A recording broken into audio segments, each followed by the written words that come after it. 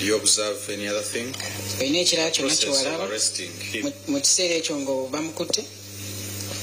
I did not observe anything because I was now running, calling for help to come and take the children to the hospital.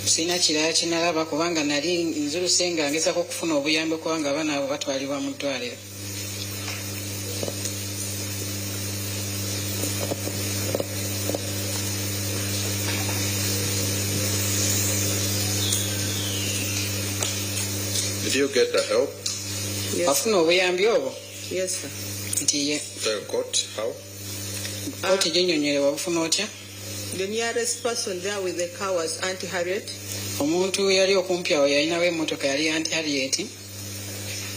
So she came and parked at the gate. The car was Auntie.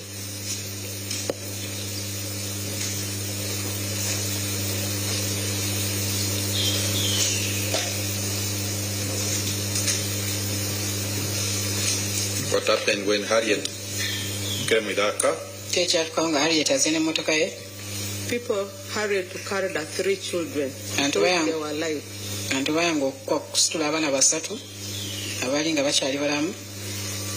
We thought they were alive.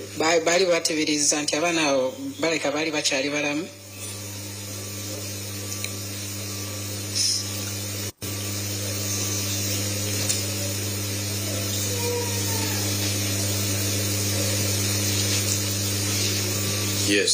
So one was not taken to the hospital because that one was, it all showed sign that she had died.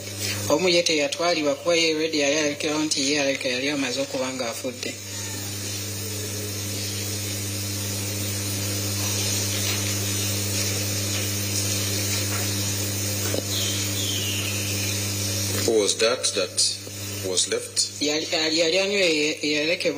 Ryan Odeke. Which hospital did the Harriet take them? Wayne's Medical Center.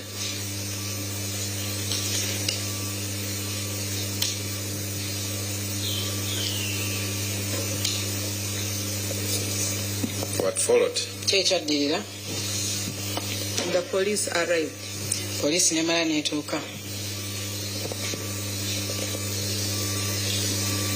Other than police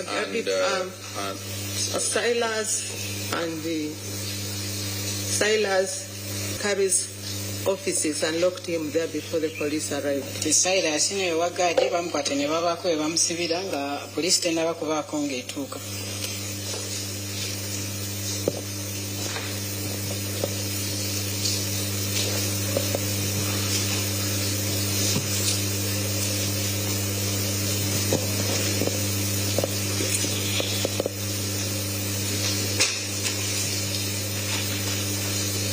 So other than the people from the community had already also arrived.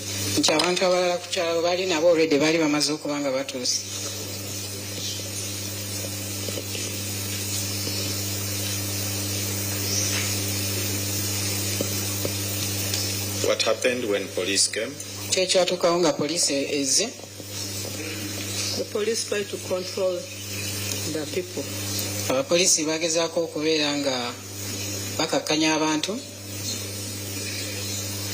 Yes. And later on, they picked the body which was also lying there.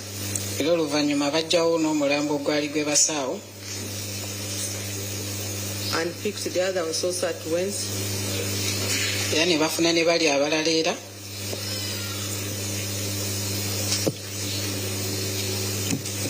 Yes.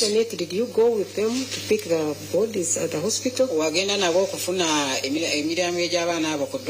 No, one of us went with them.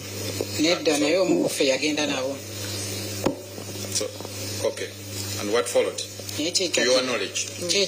My knowledge, the bodies were taken to Mulago for post-mortem.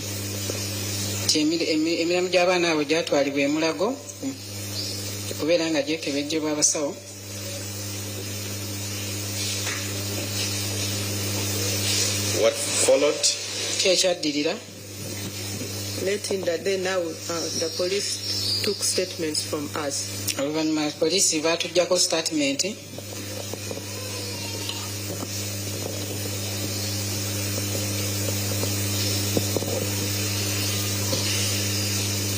So other than police taking a statement from you on that day, what else? Did the police require any other thing from you?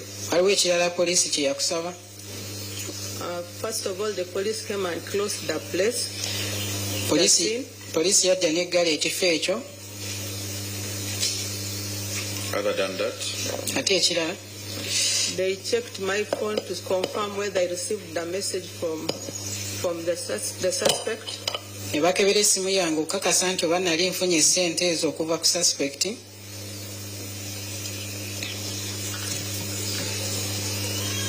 What did they find? Kiki baasanga? The message was there. Era message yaliko eri.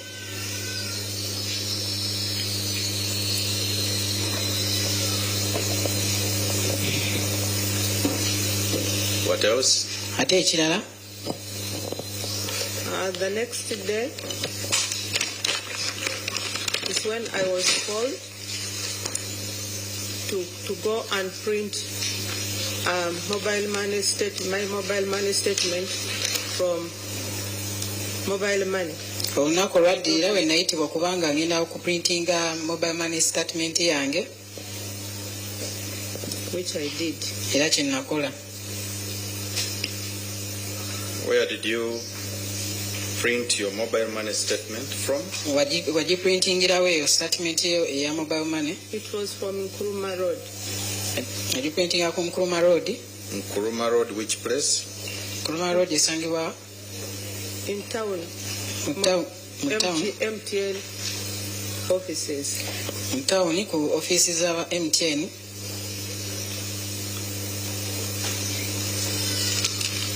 Which number of yours was the money sent? Yali namba ki eyo ku ssente ezo kwe baaziteeka? 0772. Yali 0772 96. Sorry, just a minute. My Lord, can we request that she just records her number for the court record as opposed to reading it to the public? Okay. I was about to propose that as well. So I'm going to request that you write for court the number, your number on which you send, on which the suspect, the accused person sent. Suspect.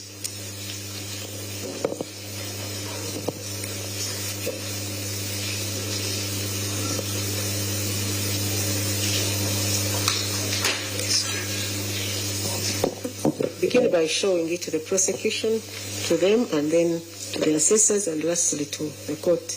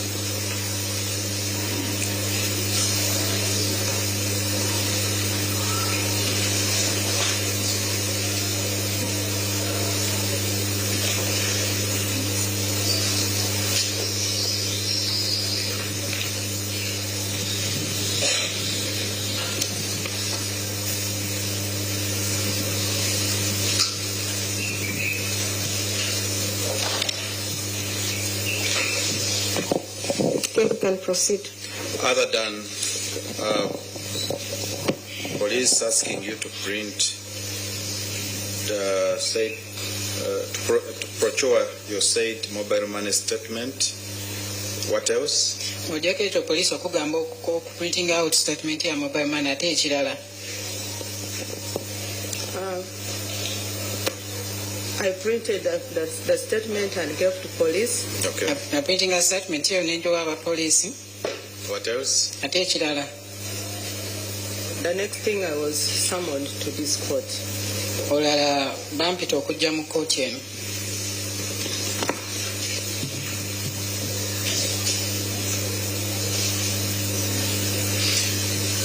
You talked about the receipt that you issued. Did the police require any information about that item? Wayogedde ku receipt gye mwawaayo. Poliisi yabaako kyekubuza ku receipt eyo. Yes, they asked me for the booklet. Tiye bansaba akatabo ako.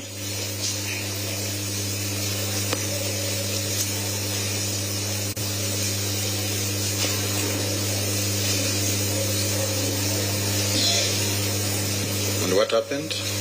Kyekyaddira. The police went with it.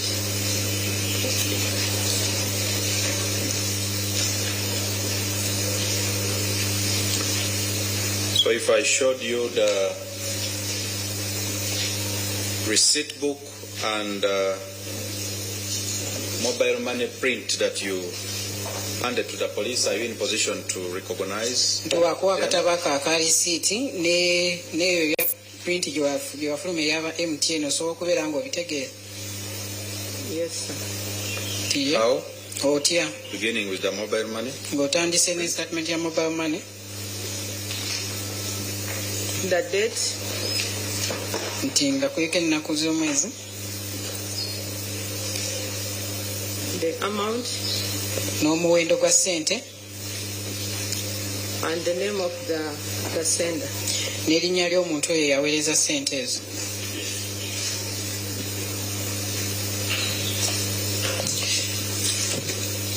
The receipt? Ate ku receipt. The receipt, the name of the child. Ku receipt kubeerako erinnya ly'omwana. And the amount. N'omuwendo gwa ssente.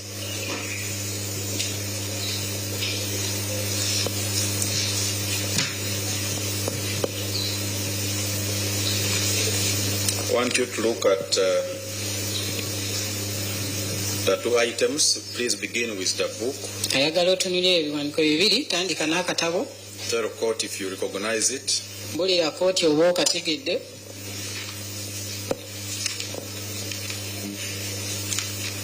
Do you recognize the book? Yes, I do. What is it? Tiye akatabo akutegedde. Nti ke katabo ka receipt. Does it bear the duplicate copy of the receipt that you issued to the accused? Kalimu ezo kopi eza duplicate ezo That was issued to the accused. ze mwawa accused oba omusibe. Yes, sir. Ntiye. What is reflected in the duplicate? Ki ekiri mu duplicate eyo? The date is 2nd April 2026. Mulimu ennaku z'omwezi nga 2 ogwokuna guno omwaka. The name of the person, a child they paid. Okay, Miss Annette, go slow, please. It has the date. Kuliko ennaku z'omwezi. And the date is? 2nd April 2026. Use the microphone. Ogwokubiri, ennaku z'omwezi nga 2 ogwokuna guno omwaka ogwa 2026. And the child's name? Ate erinnya ly'omwana? Child's name is Surel Onyum. Spell it. Z-U-R-I-E-L.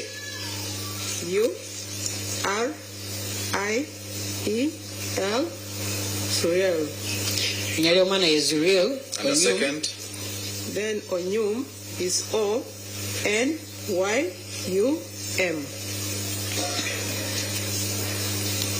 What else does it contain? Ate ki ekirala ekiri mu receipt eyo? The amount of money paid. Kuliko n'omuwendo gwa ssente ezaasasulwa. How much was paid? 190,000 shillings only. Nga kwaliko emitwalo 19 gyokka.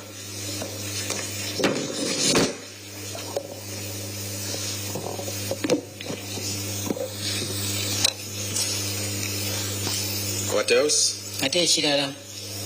being payment of. What was the reason?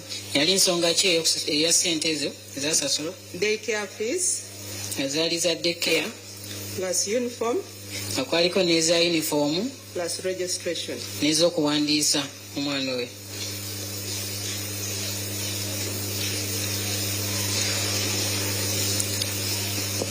Total amount 190,000 shillings. Nga ssente awamu zaali emitwalo 19. Balance was nil. Ng'era tewaliwo balance yenna. And signature was for Phoebe. Ng'era kwaliko yateekako omukono yali Phoebe.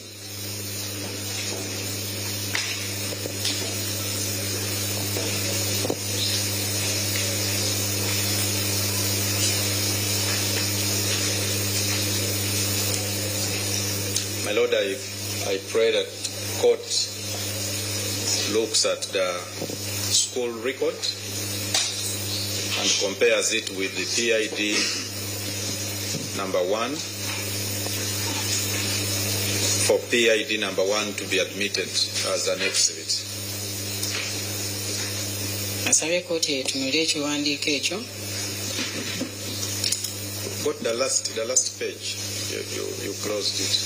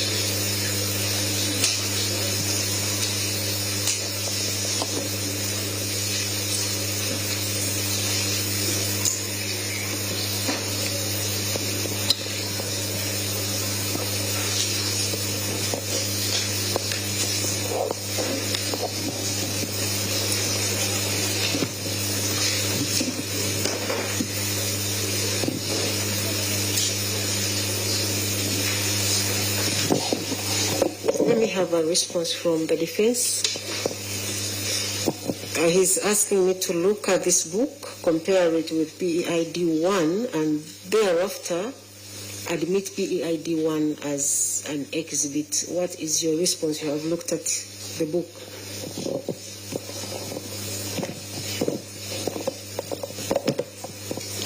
My Lord, it would have been PW6 Phoebe to have identified that because she's the author and it has her signature. Nti yandibadde Phoebe okuba nga wayo ekiwandiiko ekyo yali omujulizi ow'omukaaga kuba ye muntu eyawandiika lisiiti era yateekako n'omukono gwe.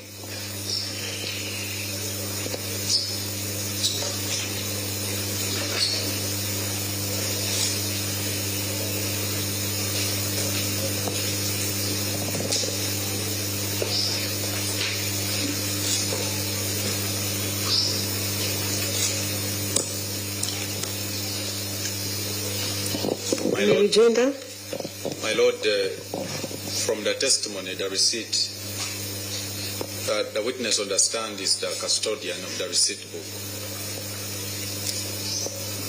Nti omukyalo yayimiridde awo ye muntu oyo aba akuuma ekitabo ekyo ekya risiiti. And from her testimony, after Phoebe authoring, she returned the receipt book into her custody. Okay, go slow.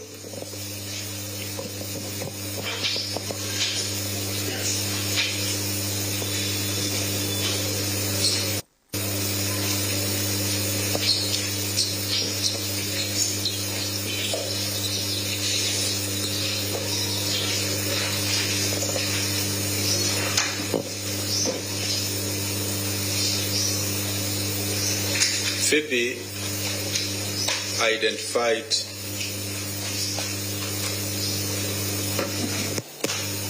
the copy. Phoebe yategeerako copy.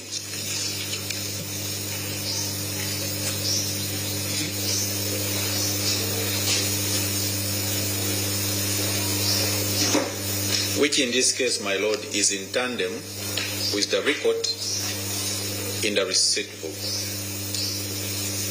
Ngira mu kiseera kino yeyo copy eri mu kataba aka receipt.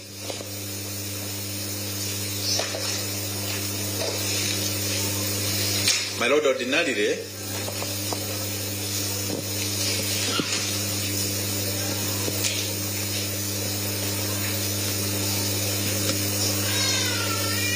we would be praying to tender the actual book,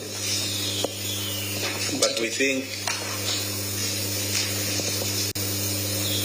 that since it is still a book in the actual use of the school, it is sufficient for court to inspect it and compare with the copy, and we tender. Nti twandibadde tuwayo akatabo ako mu kkooti naye olw'ensonga nti essomero likyakozesa akatabo ako kkooti yandibadde etunulako bulizi neraba ne comparinga ne kopi eyali eya risiiti.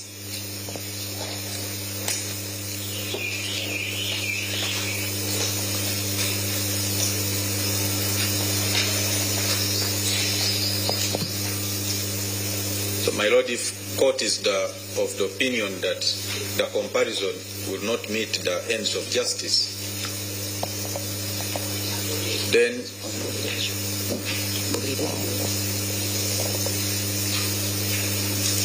the receipt book could be tendered in its form as an exhibit. Nti ekiba kyetaagisa kooti akatabo kasobola okubeera nga kaweebwayo ng'ekizibito eky'oludda oluwaayo. And the exhibit management rules would require the person in custody to be the one to tender, and my lord, the witness understands has already demonstrated so.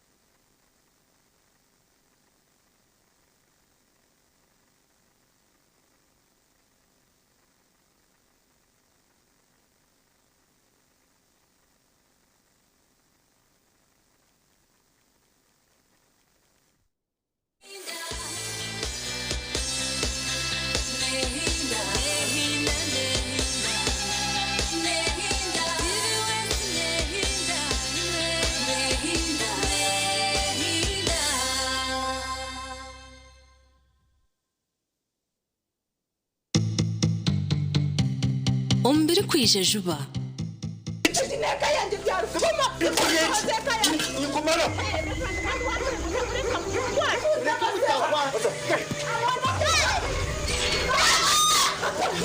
ubwo mwana ndemere dore uko umutwara konko rero noza kushenya makagabandu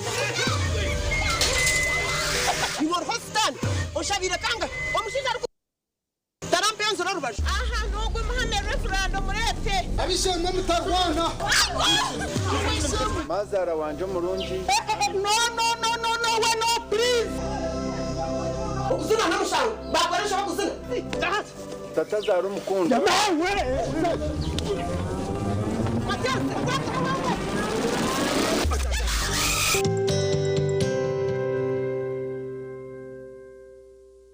Banya-Uganda mwetebekanisize ubu ni bwo bwire bwo kucamukana sente omukazana kare kubasa kwindura amagara gawe ubwo rikoresa shiringi 20,000 zonka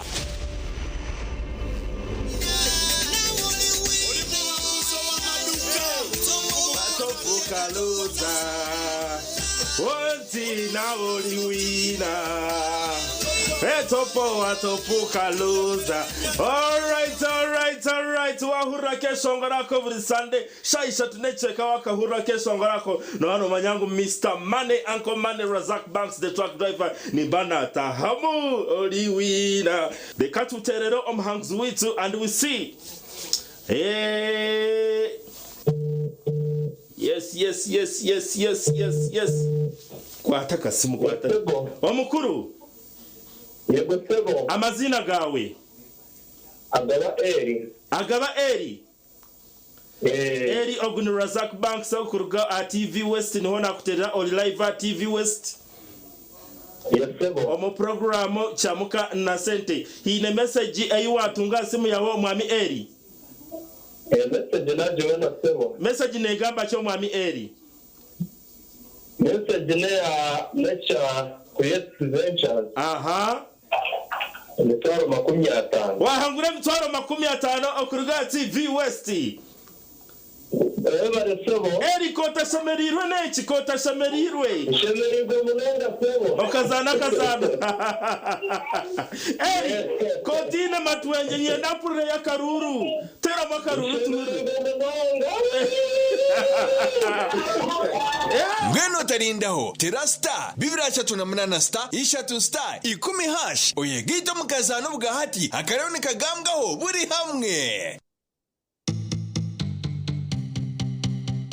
otaferwa mama nukokusana mukubana nagira misuka naza kuza kwetonda na buri kimwe cyono kureka ngakire yasukubana yiwa kandi cyitwe kikoka kandi sukaba kubana arebo mwana we nana isuka umusayi gwe yagira miso dukurikana asesha abukurika ngumwana we yagira miso dukurikana kora kina akora utaka kebwa kandi sukumnyana wanje mari kujanti activist nihita buri saha emone cyeka zo mu abazi wagira misuka ntandika kuri jimonoka isuka kandi isuka ngono za kubene VJ Rama until when can you hide the truth isuka kandi VJ Rama the fantastic mafras kwantu makane mbera buri cyano kwa ukozere bati ekibi ukora polisi nugira miso nukaga nonjya koreka unotina munyana wanje ningamanti ekitunjwa cyoka akotene kwano kafera baketa emazaz guilty like how these people have helped you goma activist ni that oh emazaz guilty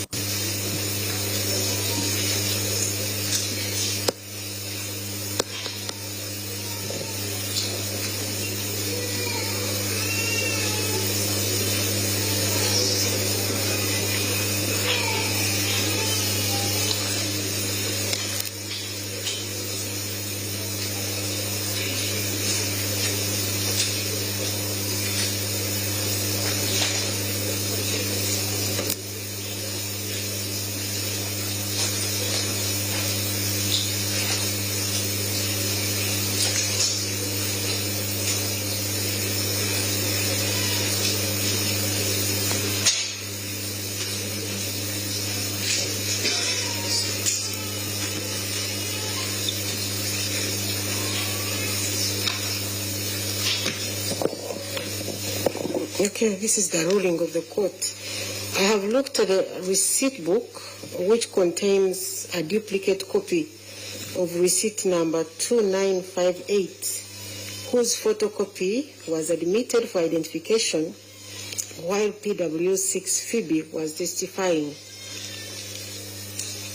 After comparing the two, I find that they are the same.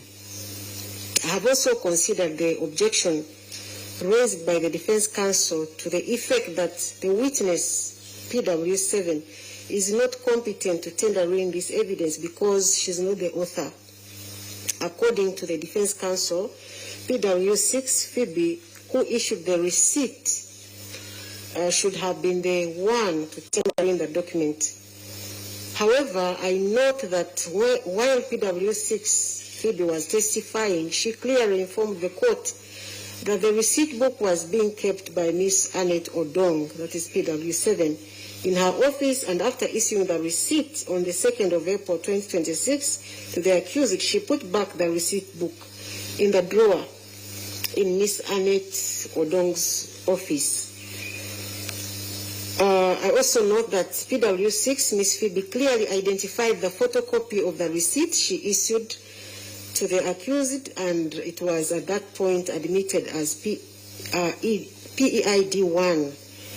And since the time she issued the receipt book has been in the custody of PW7. It is my considered view that PW7, as a custodian of the receipt book, is the right person to tender it in as an exhibit pursuant to Rule 25(2)(b) of the Constitution, Management of Exhibits, Practice Directions 2022. However, I will retain the whole receipt book.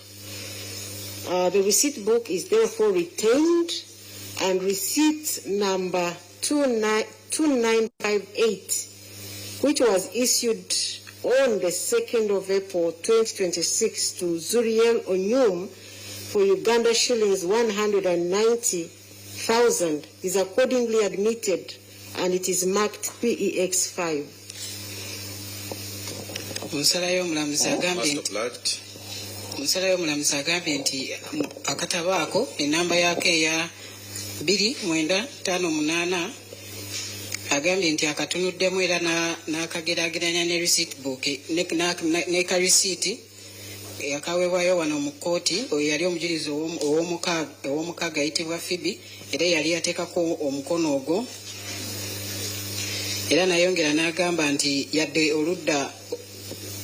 yadde abalooya b'omusibe badde baganya akatabo kubanga kaweebwayo mu kkooti, naye ye ajja kubanga akakkiriza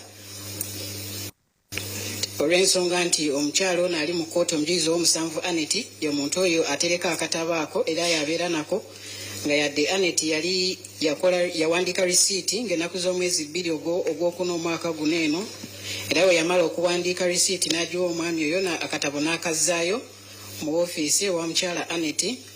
Era kkooti eno yatunuulira receipt book eyaleetebwa omujulizi ow'omukaaga, era kkooti eno nebeera nga risiiti eyo egisigaza mu kkooti eno ng'egirabako ng'eyali ey'oludda oluwaabi.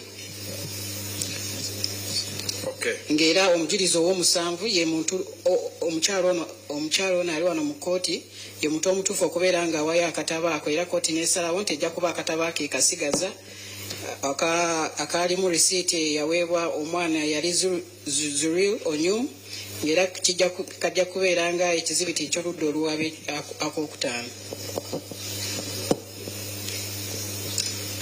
How about the next document? Ate ekiwandiiko ekirala. Do you recognize it? Nakyo kitegeera? Yes, I do. Ndiye? What is it? Ng'era kyekyo? This is MTN mobile money statement. Ng'eno MTN eya statement ya MTN.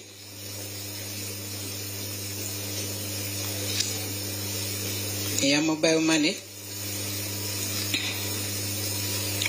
Does it reflect the transaction that you told court? Eragako esente ezo zewagambye court eno? Yes, sir. Ndiye? Does it reflect your telephone number that you told court? Era eragako enamba y'essimu eno gye wawandiikidde kkooti eno? Yes, sir. Ndiye.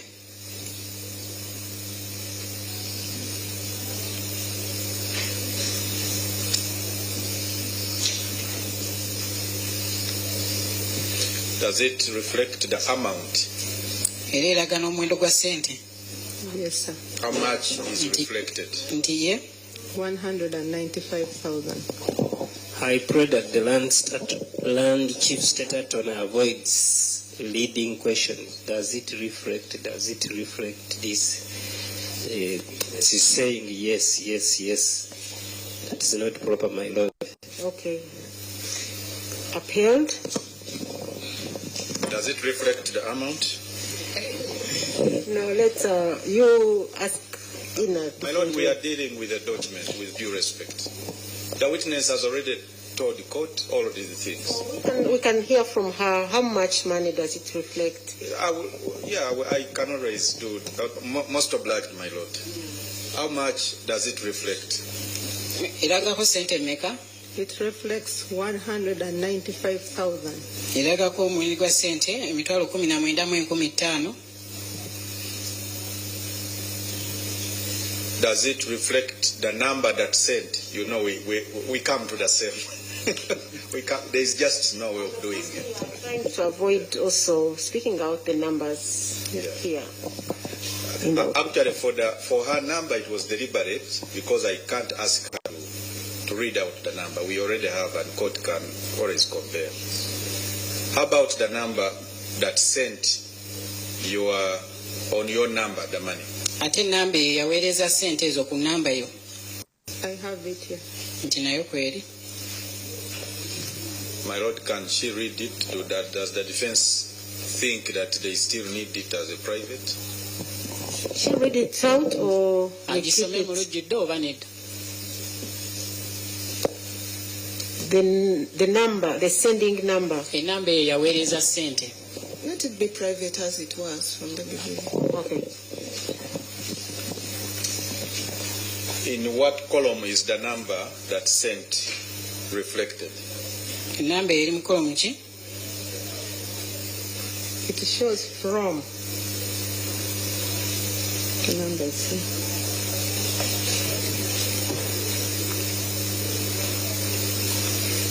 Can you just write it still on the paper for court? Enamba eyo osobola okuddamu n'ogiwandiika era ku lupapula kooti egirabe.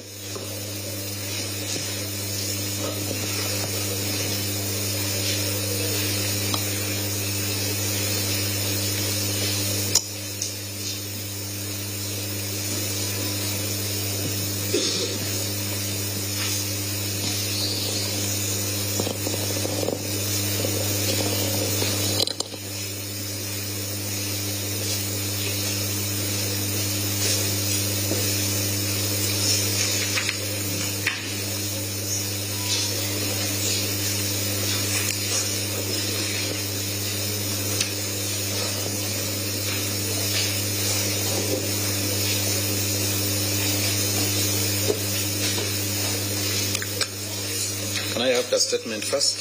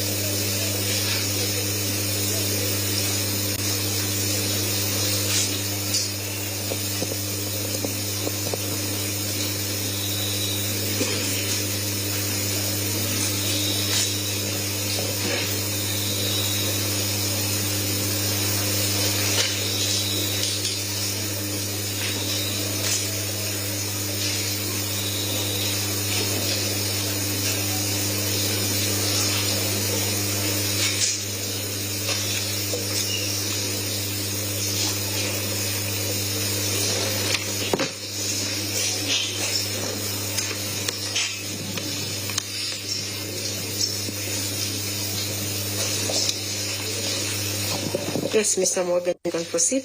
On what day Nakuchi is reflected on the statement eripo statement eyo for sending the money? olunaku lwaweereza ssente ezo. It was on 2nd February 2026. 2nd April 2026. Zaali ennaku z'omwezi nga 2 omwezi ogwokuna guno omwaka gwa 2026. 11 minutes past 11 and 5 seconds. Kwali kuyiseeko eddakiika 11 ku ssaawa 5 ez'okumakya ne seconds era 5. My Lord, I apply to tender the statement as an exhibit.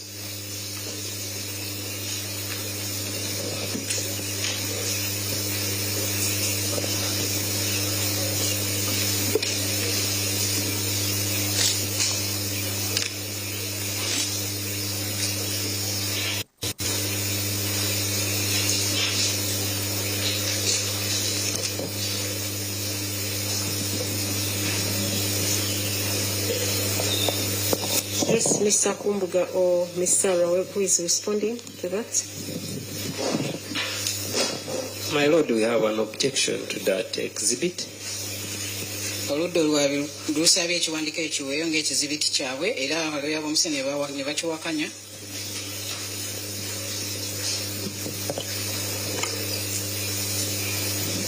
The document was prepared and authored by MTN.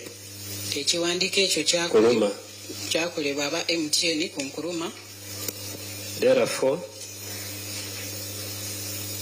if it's tendered in as an exhibit, it offends the rules of tendering in exhibits. Let the author come to court and tender it in, not her.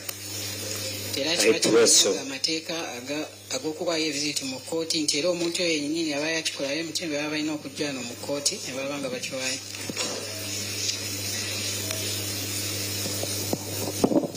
Yes, Mr. Morgan, any rejoinder?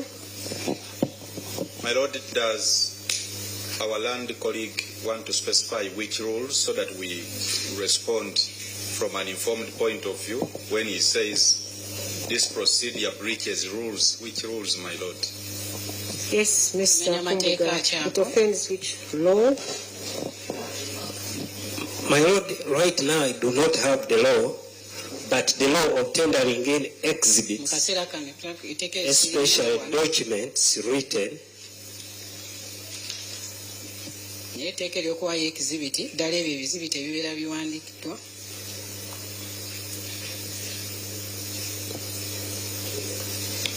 it must be the author, Alina kubeera oyo ye yennyini and that law has not been amended to the best of my knowledge. ekiwandiiko ekyo era etteeka eryo terinaba kubanga alikyusibwamu. She can only identify that document since she participated in it. Asobola just kubanga alabako ndabo bakugitegeera kuba olw'ensonga ye kennyini yeetabamu okubanga bakutinga document eyo.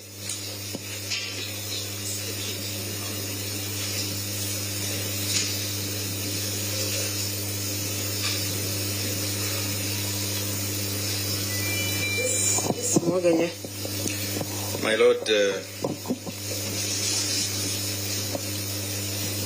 witness has clearly testified as to her telephone number. Omujulizi adde obujulizi ng'akakasa era ennamba ye y'essimu.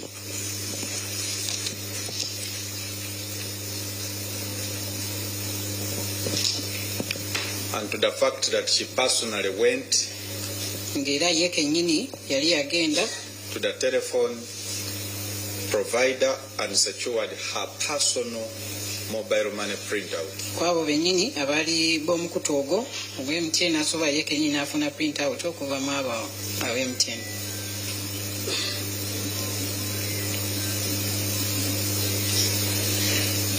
My Lord, she also had earlier described in details the transaction on her phone Nti era yannyonnyola on the day in issue. mu kusooka essente ezo ezaali zaateekebwa ku ssimu eyo.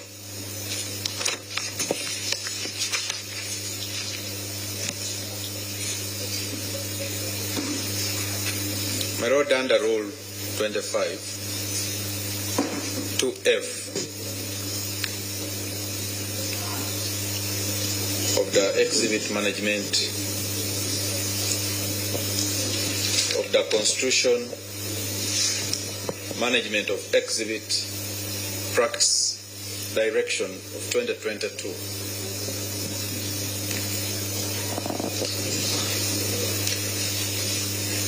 A person who has sufficient knowledge of the exhibit is competent to tender it. Omuntu aba alina obutegeevu ku kiwandiiko ekyo asobola naye okubeera ng'akiwaayo. In this case, my Lord,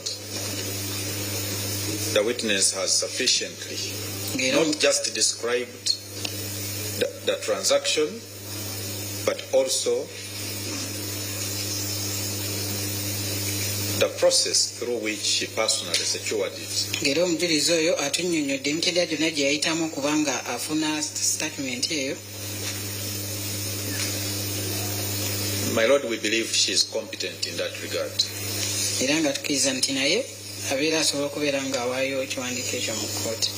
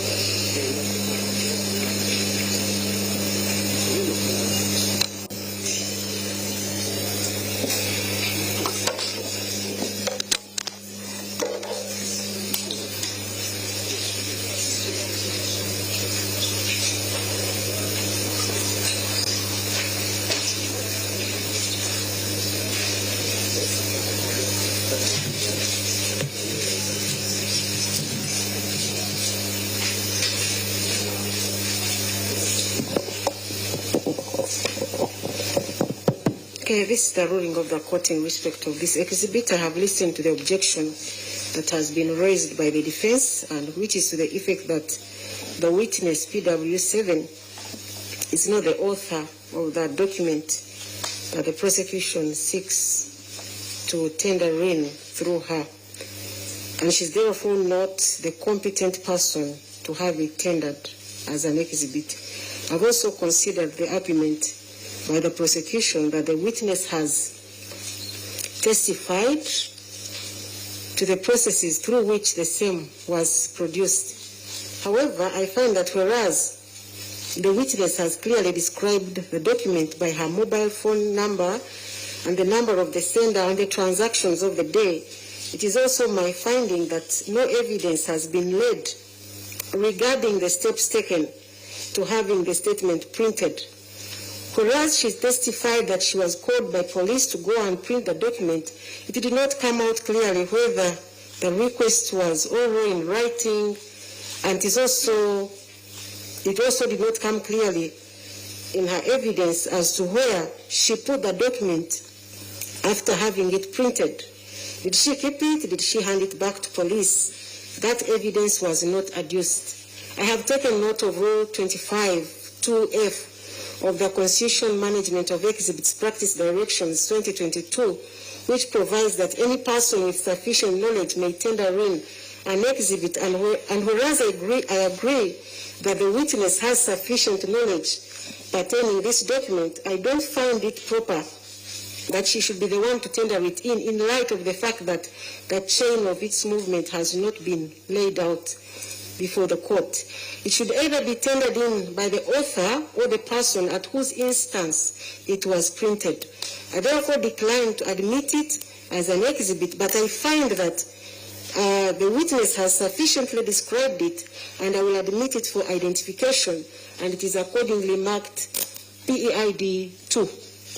Eno yensala ya kooti ng'omulamuzi agambye nti awulidde okuwakanya okuva mu baloya b'omusibe n'agamba nti omujulizi ono ow'omusanvu nga si ye yawandiika oba si ye yakola ekiwandiiko ekyo nga yadde yannyonnyodde kooti emitendera gye yayitamu okubanga afuna ekiwandiiko ekyo okubanga bamuwa statement okuva mu BMTN naye oludda olwabwe lwagambye nti nga lunnyonnyola emitendera egyo gye yayitamu okubanga afuna ekiwandiiko ekyo, naye kooti yo n'ezula n'egamba nti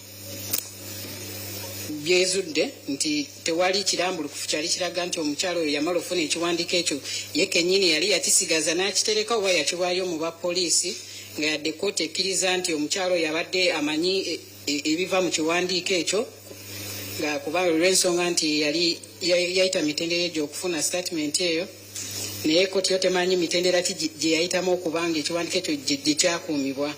Era kooti nekomekereza ng'egamba nti ekiwandiiko ekyo kiganiddwa okubeera nga ekiweebwayo oludda oluwaabi ng'ekizibiti kyabwe, naye wabula ejja kuba ekisala nga ekiwandiiko ekyo kye banaalabako obulabe, era kijja kubeera ejja kimaakinga nnamba ey'okubiri. Yes, Mr. Mwaganya, are you done with her? So we can take a break. I'm almost done. I'm just concerned with the camera interruptions.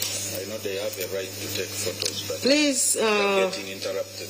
Let's not interrupt the processes as we take pictures or as we record the proceedings. Let's ensure that we do not interrupt. Okay. Madam Odong, let's wind up. Just for you to clarify in your evidence, you said the money that you issued in the receipt was 190, and the MTN statement has 195. I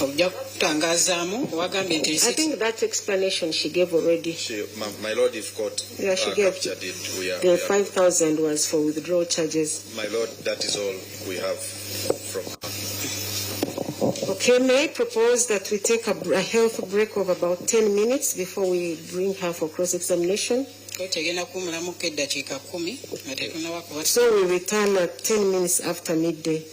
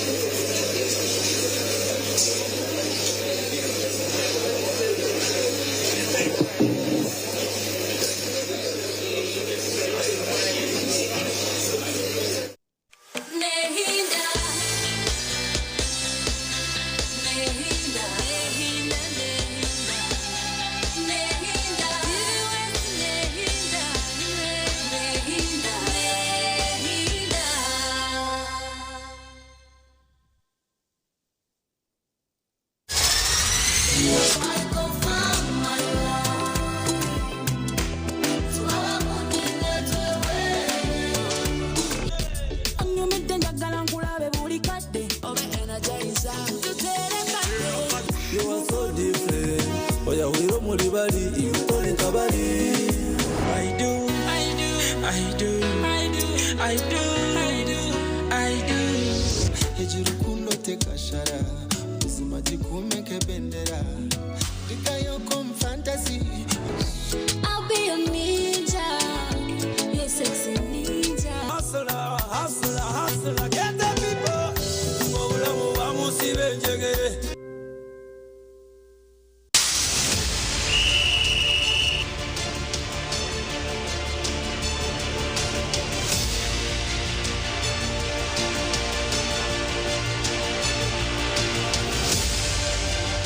Okwenda kongera umuhereza umubyemizano otaferwa program y'akadirisa buri rwa kashatu turi kwishaho ibyafayo by'abazani n'ibiri kubakwataho.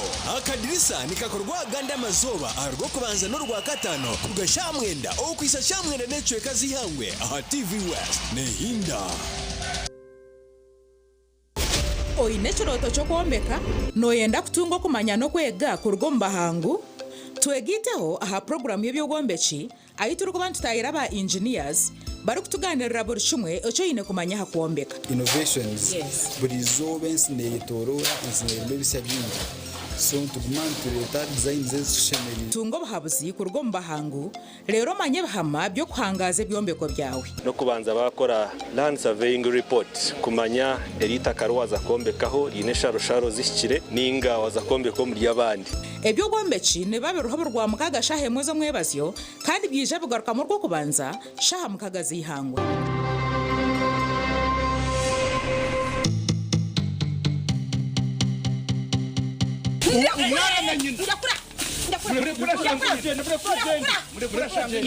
Otaza muka yawe okitirwa ngo busasene naku okalimbagirwa omwanya go kushemererwa okashekoka kunkomuka.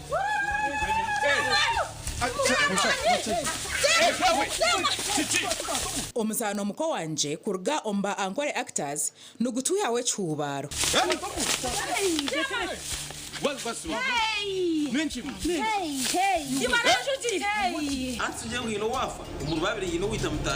Otaferwa muzanogu rwa kashatu no rwa kana shahe mwezo mwebazyo kandi nugwija garuka mu rwa kashatu no rwa kana shaha mwenda neshicweka zo mwebazyo kama sasure kan dinka chikoraga kechi kukicyambaho.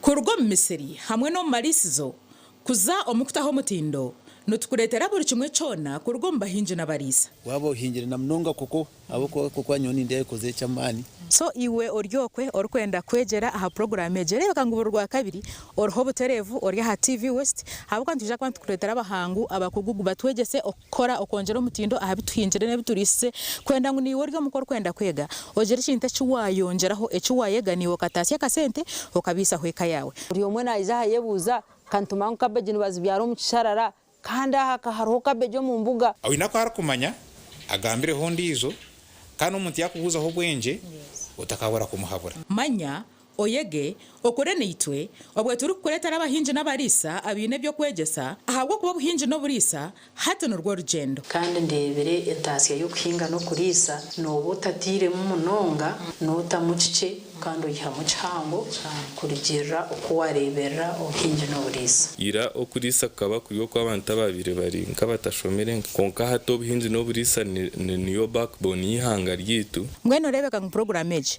tiyagumane kufera borwa kabiri shahina zechero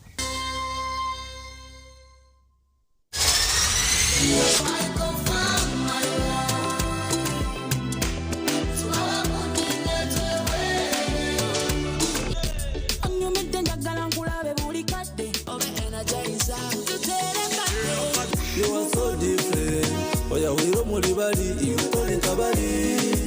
I do, I do, I do, I do, I do, I do, I do. Hejuru kuno tekashara, uzima jikumeke bendera. Dikayo kom fantasy. I'll be a ninja, you're sexy ninja. Ariwo hustler, hustler, hustler, get the people. Mawula muwa musibe njege. twegiteho aha programu yareba hindujire ahita urugo bantu kwegesa okuwa kubasa kushikiriza biroto byawe ko nabenire bantu kandi tegatika ngo uza kushwera ntabasa kuba nanga ko mwikuru aineke mani ni expectations zetu na benyine ko kana mabana ekeri yo kujya mu shwe bomusheja orukutina rahanga natabantu tayayisa abantu abarabero mbintu nyamwinji konga bakatunga cyo barakwenda itu twatugamba rungereza mazima excuse me sir, although you are a teacher,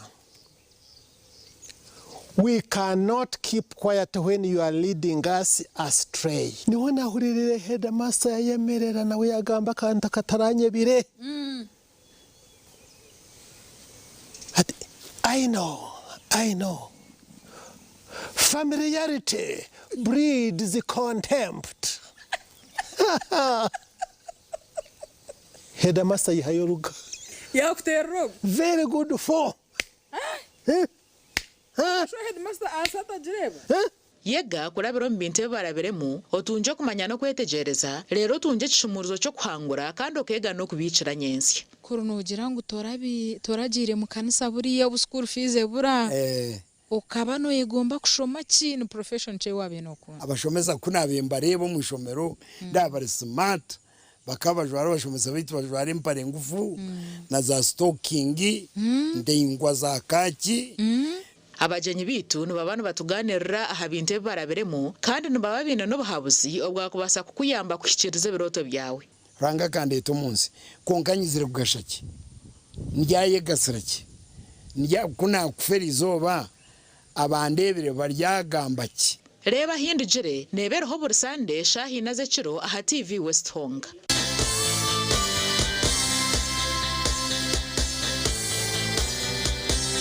Abanya-Uganda mwetebekanisize ubu ni bwo bwire bwo kucamukana sente omukazana kare kubaza kwindura amagara gawe ubwo rikoresa shiringi 20,000 zonka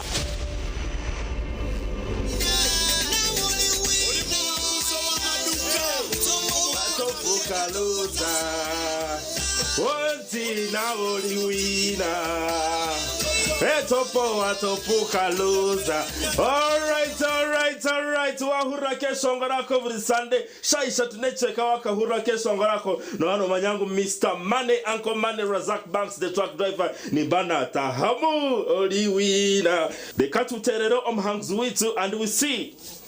Hey. Yes. Kwataka simu kwataka. Omukuru. Yego sebo. Amazina gawe. Agaba Eri. Eri Ogun Razak Banks okuruga at TV West niho nakuterera oli live at TV West. Yes sebo. Omo programu chamuka na sente. Hine message ayi watunga simu yawo mwami Eri. Message na Joana sebo. Message negamba cyo mwami Eri. Message ne ya lecture Create Ventures. Aha. Mitwaro 50. Wahangura mitwaro 50 okuruga TV West. Eri kota shamerirwe neki kota shamerirwe. Shamerirwe munenda sebo. Okazana. Eri kotina matwenje nyenda pure ya karuru. Tera makaruru tunuru. Ngweno tarindaho terasta bibiracha tunamunana star ishatu star 10 hash oyegito mukazano bwahati akarone kagambwaho buri hamwe Ombiri kwije juba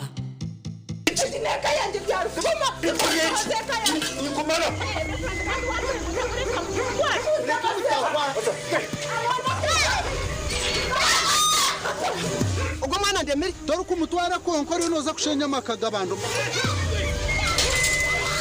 You are hostan oshabira kanga omushinja tarampenzo rubasha aha nogwe muhane referendum murete abishemwe mutarwana Mazara wanje murungi no please ukuzina namushawe bakoresha bakuzina tatazara umukunda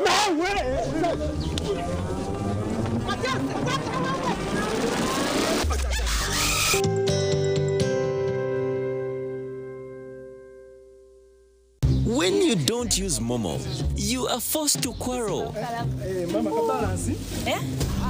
Nkwaire 15 Ompaire 12. Mama, nkwaire 15. Ompaire 12. Abantu abakulu matandisa obuyayo mwena. Obuyayo obuliga. Iwe. Ngobi yanko Ava mu bibozi sente dange ninzade kolera ngobi nakolera sente dange. Save yourself from quarreling. Use the Momo app or dial *165*3# to pay and enjoy zero charges below 5k. That's the power of Momo.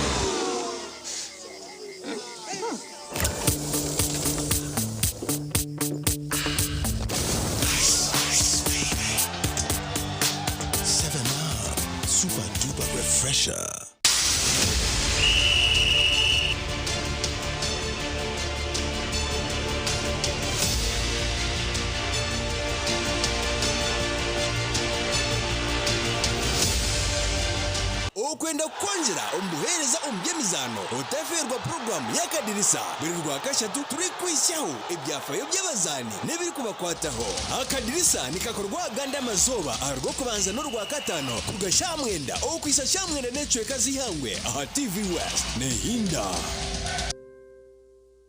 Banya-Uganda, mwetebekanisize ubu ni bwo bwire bwo kucamukana sente omukazana kari kubaza kuhindura amagara gawe ubwo rikoresa shiringi 20,000 zonka Otaruga mboro na yasa kwanga kwata na basa kwanga kwata.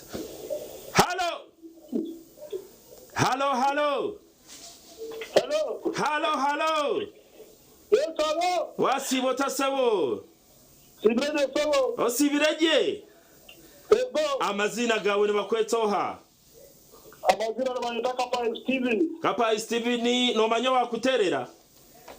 Ego no areje westini mo. Wabori ya TV. No zana kazano chamuka na sente. Uzima na kazano bakike kwano gamba na zana. Are you sure? Wena sure. Wakazana saheji. Wenda kungangira. Hey. Aha, bazo ngambire. Kamesa jiwakareba. Banzo checking ho no manya ku checkinga. Check. Checking.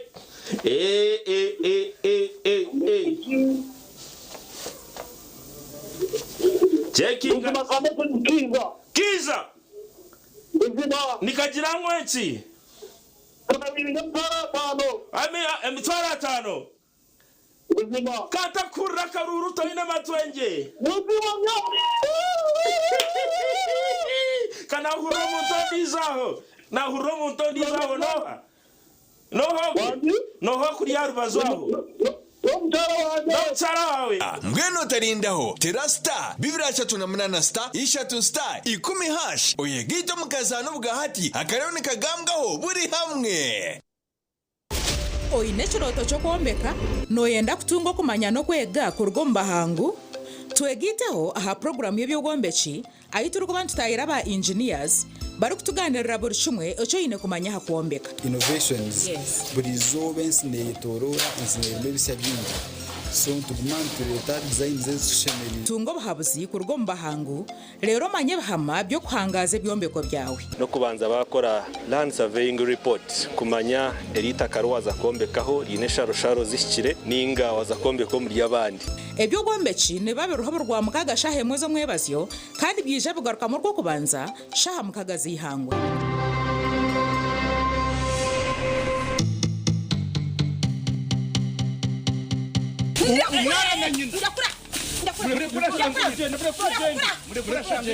Otaza muka yawe okitirwa nk'obusasi n'enaku okalimbagirwa omwanya gwo kushemererwa okashekoka kunkomoka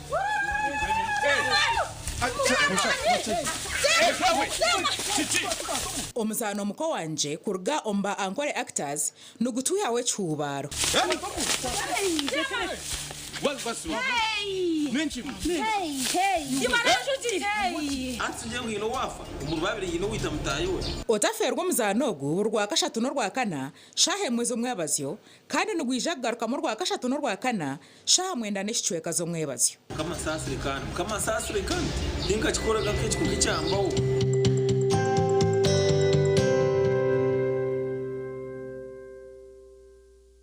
Kurgo Misiri hamwe no marisizo kuza omukutaho mutindo nutukuretera buri kimwe cyona kurgo mbahinje nabarisa wabo hingire na mnonga koko abo kwa nyoni ndiye koze cyamani so iwe oryokwe orkwenda kwegera aha program ejere bakanguburwa rwa kabiri orho buterevu orya ha TV West habo kandi tuje kwantu kuretera abahangu abakugugu batwegese okora okongera mutindo aha bituhinjire ne biturise kwenda ngo niwe oryo mukor kwenda kwega ojere chinte cyuwayongeraho ecyuwayeganiwo katasya kasente okabisa hweka yawe uri omwe naija hayebuza kantumangu kabeje nibazibyaro mu kisharara kandi aha hariho kabeje mu mbuga awina ko harakumanya agambire hondi izo kandi umuntu yakubuzaho bwenje utakabura kumuhabura manya oyege okore nitwe obwe turi kuretera abahinje n'abarisa abine byo kwegesa ahabwo kuba buhinje no burisa hato no rwo rugendo kandi ndebere entasiya yo kuhinga no kurisa no butatire mu munonga no tamucice kandi uyiha mu cyango kurigera uko warebera uhinje no burisa ira okurisa kaba kuyo kw'abantu babiri bari nkabatashomere konka hato buhinje no burisa niyo backbone y'ihanga ryitu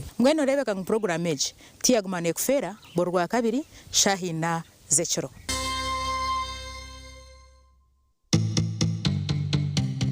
ombere kwije juba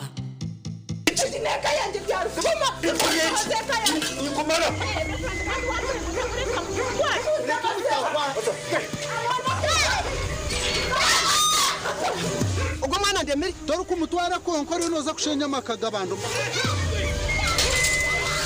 Your hostan oshabira kanga omushinja tarampenzo rubasha aha nogwe muhane referendum rete abishemwe mutarwana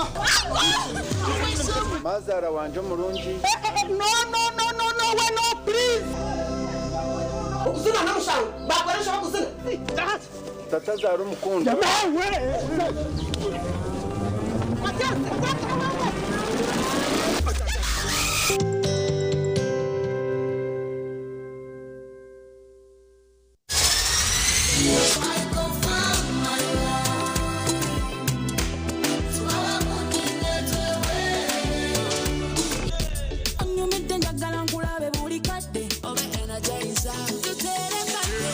You are so different. Oya wiro muri bali ikole kabali. I do.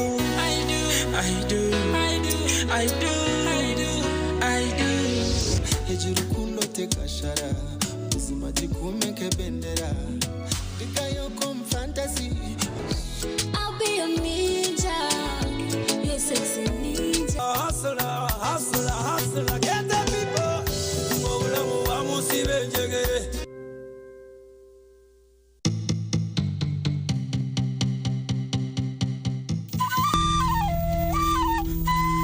otaferwa muzano wa kushororu kurgomba Kigazi Universal Actors nokora cha nokora zakatete nokora sene burka eine bizibu kongashi wabigonjorota eyabana bakwananire kabandi bitu ubwo tuma umutabano wawe ngo ashishe fike yabangi niyo poma rota sisiro wanje iyo marota yakurire shano hasa ninga okuna tware niyo nkona kuswara tokareba gabatuna bakazi babiri mimi nasigo munju yawe nkeji nentebe zirumu orukuri mbutebe abandi binabakazi munani baryaho batebekine nyonyine tubiri kushorya porotire ndu owakuchororu nugwo muzano ogota sheme kuba noferwa ahabo kuba nugutwegesa binji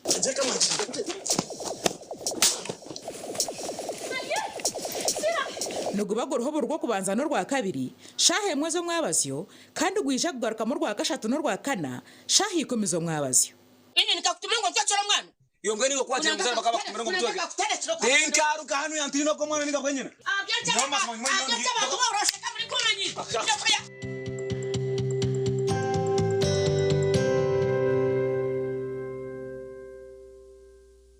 twegiteho aha programu yareba hindijire ahitira ko bantu kwegesa okuwa kubasa kushikiriza biroto byawe nabeninde bantu kaniteekateeka ngo uza kushwera ntabasa kuba nanga ko mwikuru aineke mwani in expectations zina benyine konkana amawana ekeriyo kujya ngo ushwe musheija Orikutina rahanga natabantu tayisa abantu abarabiro mbintu nyamwinji konka bakatunga cyo barakwenda ituntu twatugamba urungereza mazima excuse me sir, although you are a teacher,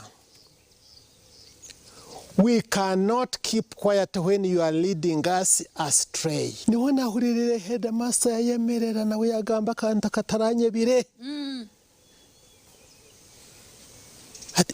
I know. Familiarity breeds contempt. Headmaster yihayoruga. Yakuterog. Very good for. Headmaster asata jireba. Yega kurabiro mbinte baraberemu otunje kumanya no kwetegereza rero tunje kishumuruzo cyo kwangura kandi okega no kubicira nyensi kurunugira ngo toragire mu kanisa buriya bu school fees bura ukaba no yegomba kushoma kintu profession cye wabe no kuntu abashomeza kunabemba rebo mu shomero ndabari smart bakabajwara bashomeza bitu bajwara impare ngufu na za stocking ndengwa za kaki abajenyi bitu nubabana batuganirira ahabinte baraberemo kandi nubababina no bahabuzi obwa kubasa kukuyamba kushikiriza biroto byawe ranga kandi eto munsi konkanyizire kugashaki ndyaye gasiraki ndya kuna kuferizoba abandebere baryagambaki reba hindijire nebereho bursande shahi naze kiro aha TV West Honga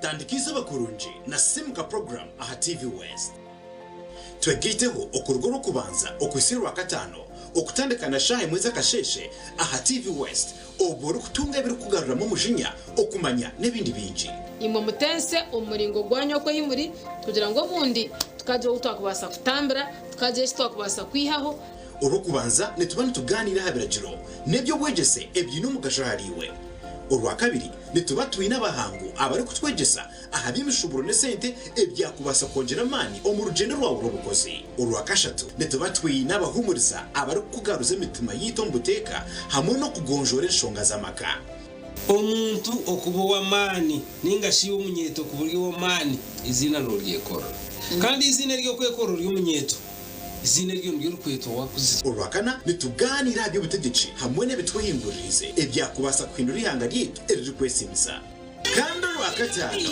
nitwendera sande n'amashemererwa ubwo turi kuhereza amakuru agari kubanegashemeza twegiteho aha TV West buri kasheshe shaha emwe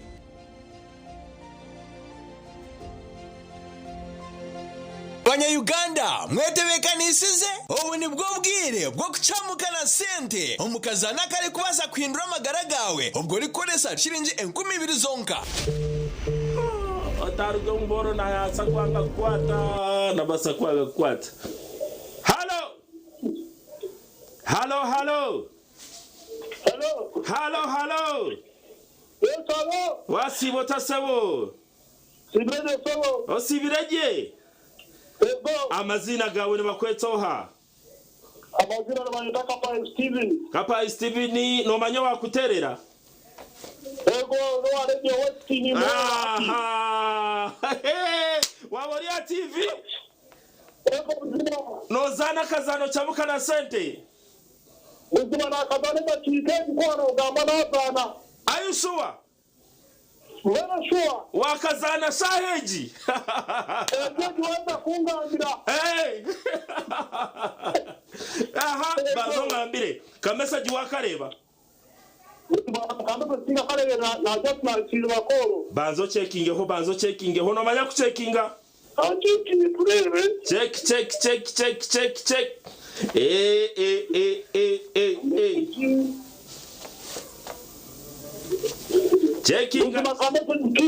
Kiza. Nikajirango enchi. Emitwara tano. Kata kurra karuru toina matwenje. Kana huro mutobizaho. na hurro muntu ndi zawo noho kuri ya rubazo aho mbwenu tarindaho tera star 238 star 3 star 10 hash oyegito mukazana ubugahati akarero nikagambwaho buri hamwe Otaferwa mama nuko kusana mukuba nagira umisuka naza kuza kwetonda na buri kimwe cyono kureka ngo hakiri yasukuba nayibwa kandi cyitwa kikuka kandi suka buri kuba narebo mwana we nana izuka umusayi gwe yagira imiso nukureka nasesha abukureka ngo mwana we yagira imiso nukureka nakora kina akora utakakebwa kandi zuka mnyaro wanje mark janti activist nihita buri saha emone cyeka zo mu abazaje bagira imisuka ntandika kuri jimonoka izuka kandi izuka ngo noza kubene VJ Rama until when can you hide the truth izuka kandi VJ Rama the fantastic mafra story kwantu makane mbera buri kimwe cyono kwa ukozere bati ekibi ukora polisi nugira imiso nukaga nonjya kureka unutina munyana wanje ningamanti ekitunjwe cyoka akotwe no kwano kafera baketa emazaz guilty like how these people have helped you goma activist ni that oh emazaz guilty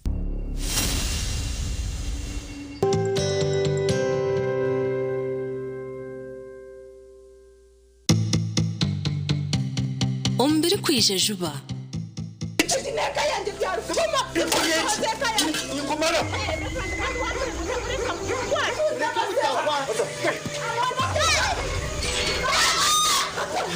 ubwo mwana ndemeri dore ko umutwara konkore noza kushenya makagabando Imor hostan oshabira kanga omushinja tarampenzo rubasha aha nugwe muhane referendum murete abishemwe mutarwana mazara wanje murungi no we no please ukuzuna namushanga bakoresha bakuzuna tata zara umukunda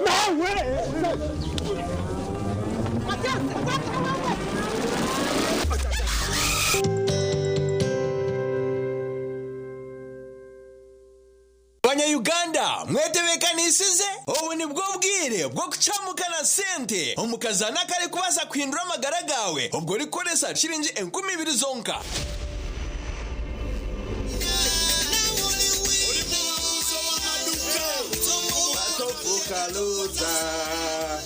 Wanti na oliwina Etopo atopuka loza. Alright. Wahura kesho ngarako buri Sunday. Shaisha tunecheka wakahura kesho ngarako. No hano manyangu Mr. Money, Uncle Money, Razak Banks, the truck driver. Ni bana tahamu oliwina. The katu terero omhangs witu and we see. Hey. Yes. Kwataka simu kwataka. Wamukuru. Yego sebo. Amazina gawe. Agaba Eri.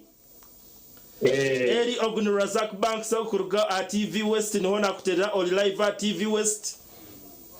Yes sebo. Omo programu chamuka na sente. Hine message ayi watunga simu yawo mwami Eri. Message na Joana sebo. Message negamba cyo mwami Eri. Message ne ya lecture Create Ventures. Aha. Mitwaro 50. Wahangura mitwaro 50 okuruga TV West.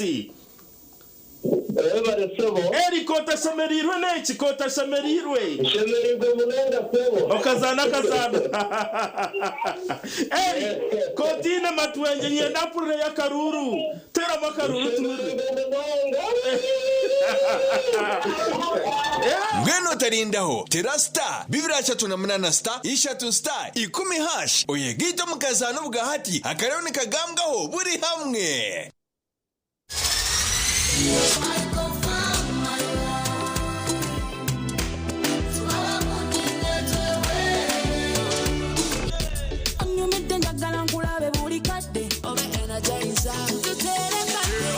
You are so different.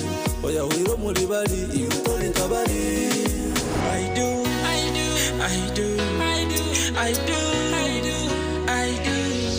Hejuru kundo tekashara uzima jikumeke bendera. Dikayo kom fantasy. I'll be a ninja. You're sexy ninja. Hustler. Get the people.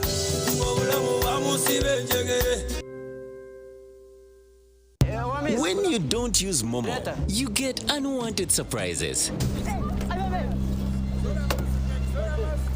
Save yourself from unwanted surprises. Use the Momo app or dial *165*3# to pay and enjoy zero charges below 5K. That's the power of Momo.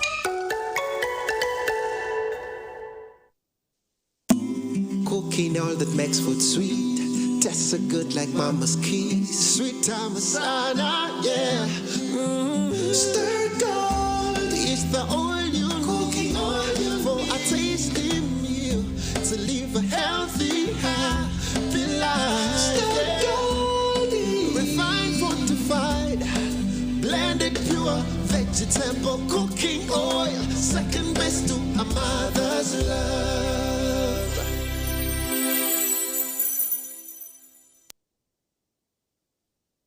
There's a new way to keep your breath fresh all day. Introducing Movit All Day Toothpaste, meant to give you powerful night gum defense and teeth whitening. The charcoal flavor gives you deep cleansing and power stain removal. And the herbal delivers natural strength for healthy, confident smiles. Choose Movit All Day Toothpaste and enjoy freshness all day.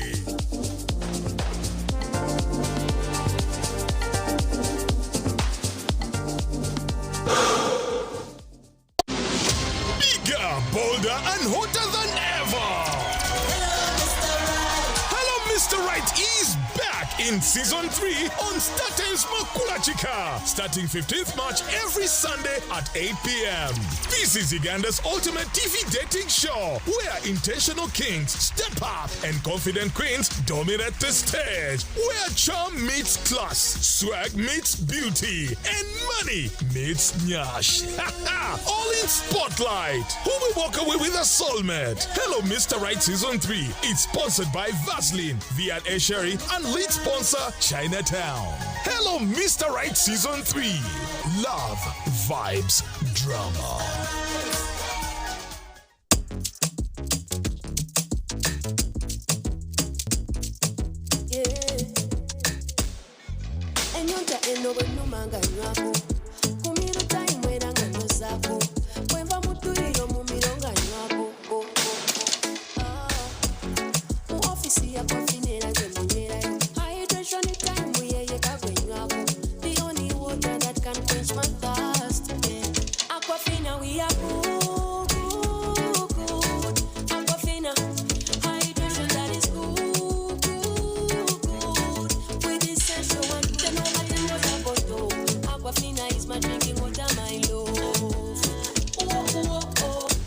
Production process of Aquafina, we expertly filter every drop, providing clear and perfect tasting water to help you keep hydrated with the added benefit of minerals. Aquafina is bottled by Pepsi Cola International in Uganda and is available at only 1,000 shillings.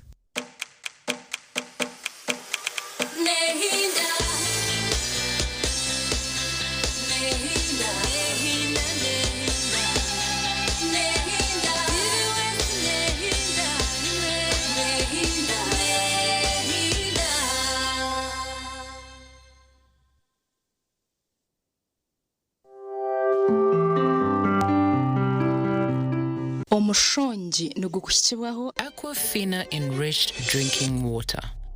Quality, purity, refreshment.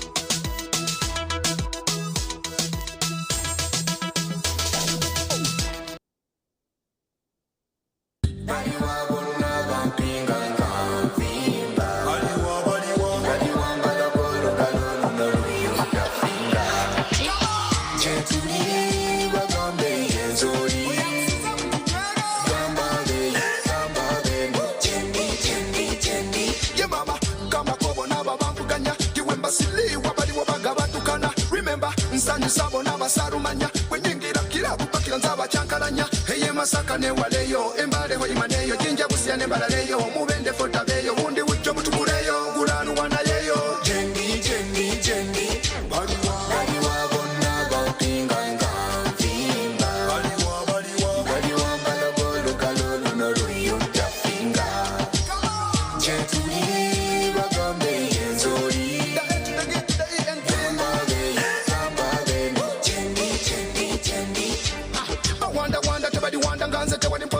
miyenze ndimadilizamba dezedeze katino nebigambe biliwone byaliwombi wanze kati wetunula wetuna mukikoma kya flow nakyo maimai wetutuuka nga betalawo wita baba wetya okunywa ne besalawo ifa basinga yomu byeddalawo tuli babife twemanyi kyovola batubuza abatesi baliwa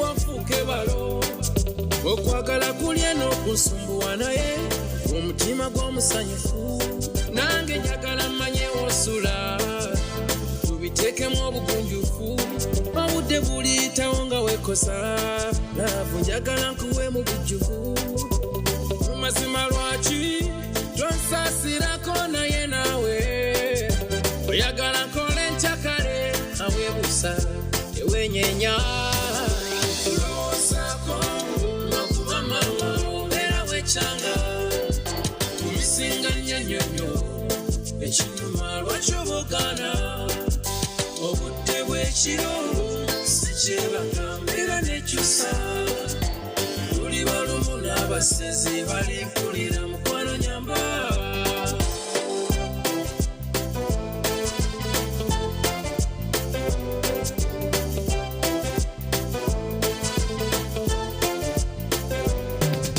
ne bwe nkuleka ogenda nonyola amaaso era nyaboneka nziza katonda muka eyakuteekako feesi buli bwe nkulaba nenyumirwa amaanyi g'omukwano ago genteekamu seŋŋanaawo genyigiramu gwe bw'obeereyo obeera mulamu nze bwe mbeera eno mbeera mulalu naye maama okwagala kubi kakiiraba nze nabensuza bubi ndayira n'omatira siryekyusa malayika kulowoozaako nokuba mama obeera wekyanga tumisinganya nnyonnyo ekinuma lwaki obugaana obudde bw'ekiro sikyebagambira nekyusa tuli balumu n'abasezi balimpulira mukwano nyamba precious girl for me walungi wa bulala listen to me nkusaba obakyawe nga bali tuze mwoyo nze manyi ibiri oh my friend sigala nange olema okwejjusa abalala bate sebwe mbeera naawe sijja kwetuga mukono kumpe mama kumpe bebi kumpe switi mukono kumpe dole loozaako nokuba mama obeera wekyanga tumisinganya nnyonnyo ekinyuma lwaki obugaana obudde bw'ekiro sikyebagambira nekyusa tuli balumu n'abasezi balimpulira mukwano nyamba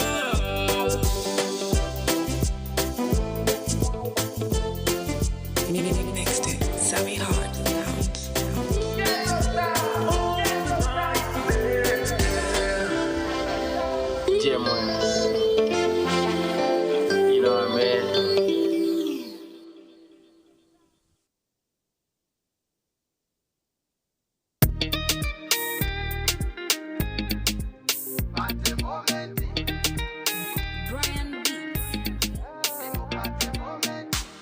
Part of time every day, every day. Tukaliza moto empute, empute. Kuyomuka shasha nizironda, nizironda. Kuva kumachanga nziwenja, nziwenja. Nwe chungo ngambya kumitinga, ngenda chimetinga. Wesawa ya pate siretinga, ngenda chimetinga. Baby, otangambie nchakare. At the moment, I don't know my life for tomorrow. Nchakare, at the moment, baby, otangambie nchakare. At the moment, I don't know my life for tomorrow. Nchakare, at the moment, chempangunywa, chimanyi walumbe takonkona, takonkona, nchidamu walumbe takonkona. Sekaga pasipote.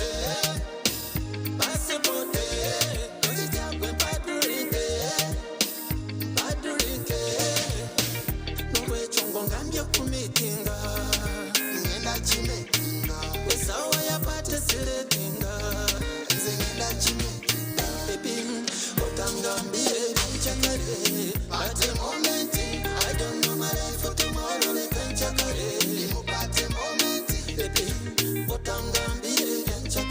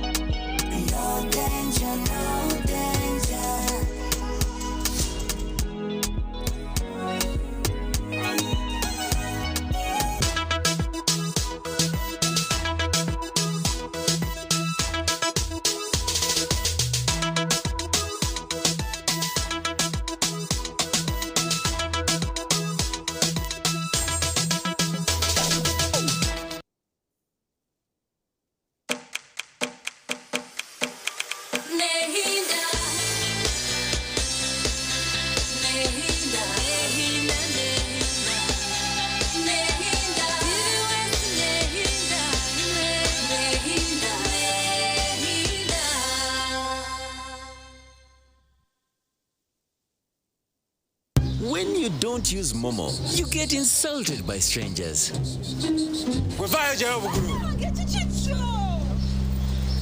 Save yourself from insults.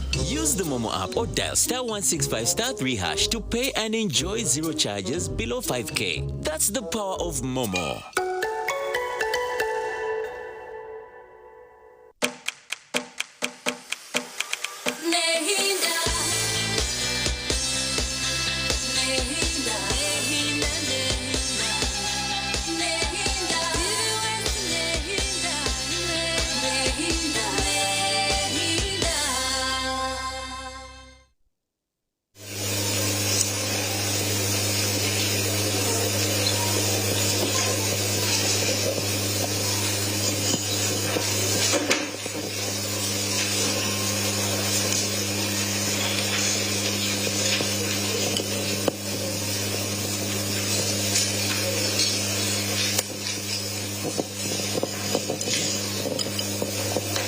As they are still checking, does the school have CCTV cameras? Essomero lirina zi kamera? No. Nedda.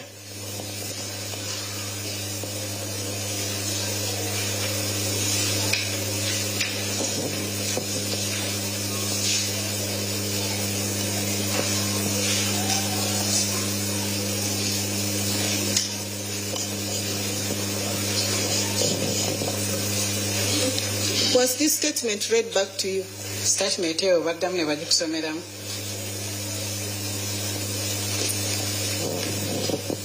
Yes. Ndiye. And I signed. Era nentikako omukono.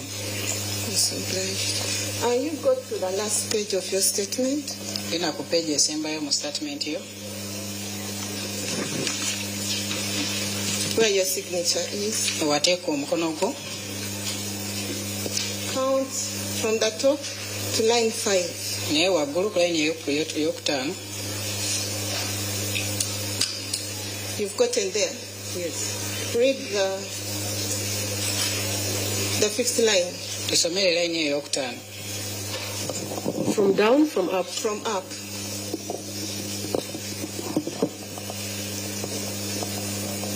From the project.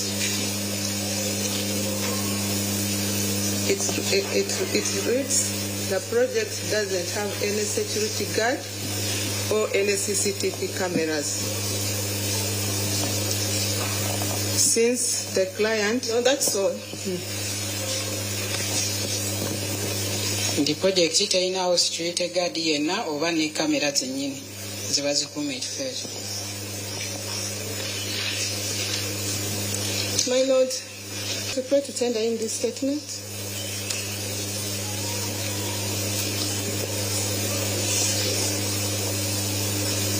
Because the witness has been telling this honorable court that they are security guards.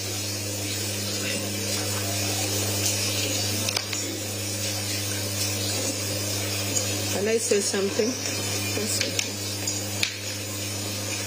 No, let it be tendered in.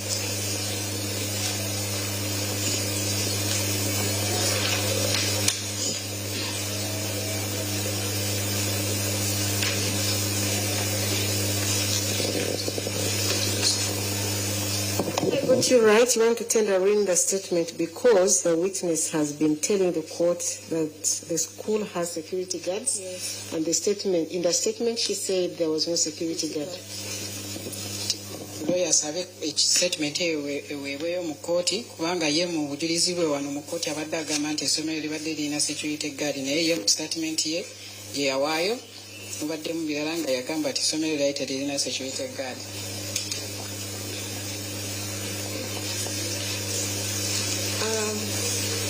We hear from the prosecution. My Lord, we have no objection to the tendering of the statement. Era oludda olwabwe teruwakanyizza okusaba okwo okubeera ng'ekiwandiiko ekyo.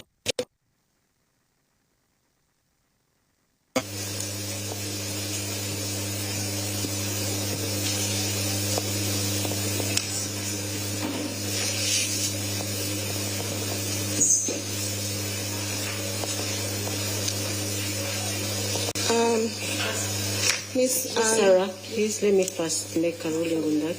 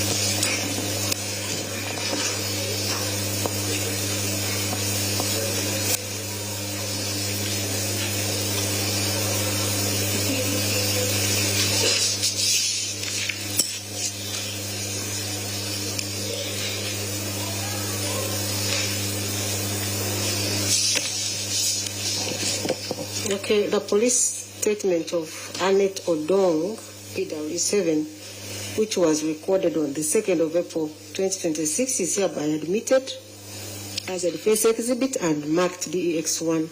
Koti ekkiriza ekiwandiiko ekyo oba statement eyakolebwa Annette Odong ng'ennaku z'omwezi 2 ogwokuna guno omwaka ng'era y'omujulizi ow'omusanvu ng'era kijja kubeera ekizibiti eky'abaloye ab'omusibe. Miss Annette, at the time of intervention, were you the first to intervene, or did you instruct Phoebe to intervene? Yegwe omuntu eyasooka okuba ng'otuuka oba ng'otuuka ku muntu oyo oba Phoebe gwe bamulagira okubeera ng'atuuka ku muntu oyo. I and Phoebe intervened at the same time. I didn't instruct her. My Lord, that's all.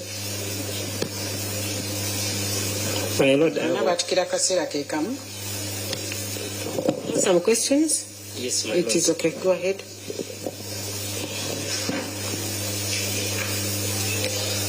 Annette, will I be right that this statement is self-recorded?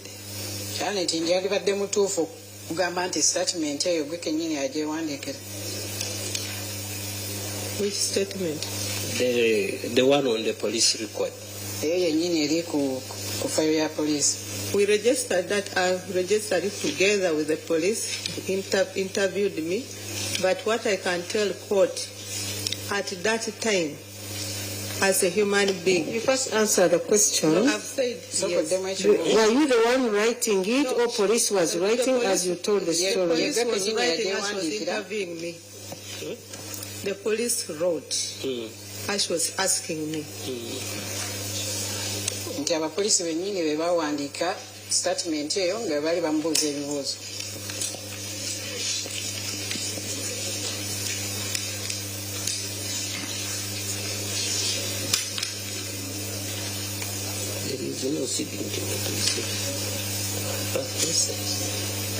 Are you aware that there is no name or signature of a police officer? Okimanyi nti tekuliko yadde n'erinnya oba omukono gw'omusirikale oyo oba omusirikale yenna?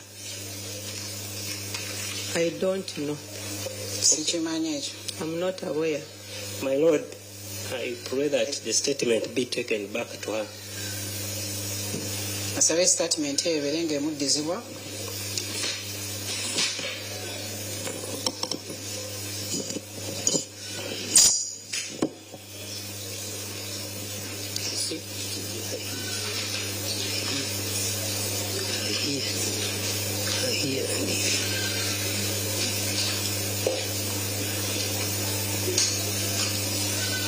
So we on page 1.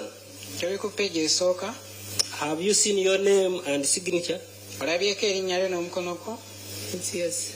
Is there another signature or name of another person? Kuliko erinnya ly'omuntu omulala ne we yateeka omukono gwe? Go to page 2. Genda ku page ey'okubiri.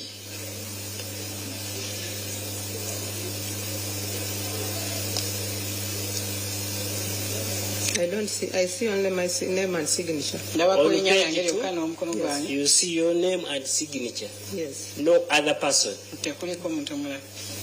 You go to page 3. Do you see your name? Yes, sir. And signature? And nobody else. We got the last page. On the side of your statement, do you see your name and signature? The last statement, the last line of the statement. Do you see your name and signature? Yes. So you confirm it is self-recorded. I was doing what the police was telling me to do. So it's you recorded? No, she told me after she recorded to sign.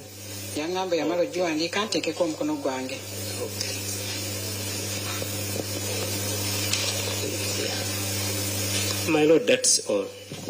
Okay, thank you. Any exam, Mr. Mwaganya?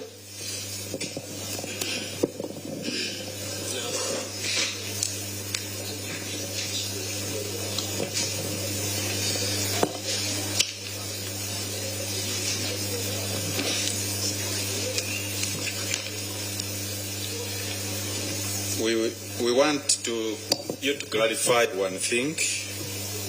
Twagala otangazeemu ekintu kimu.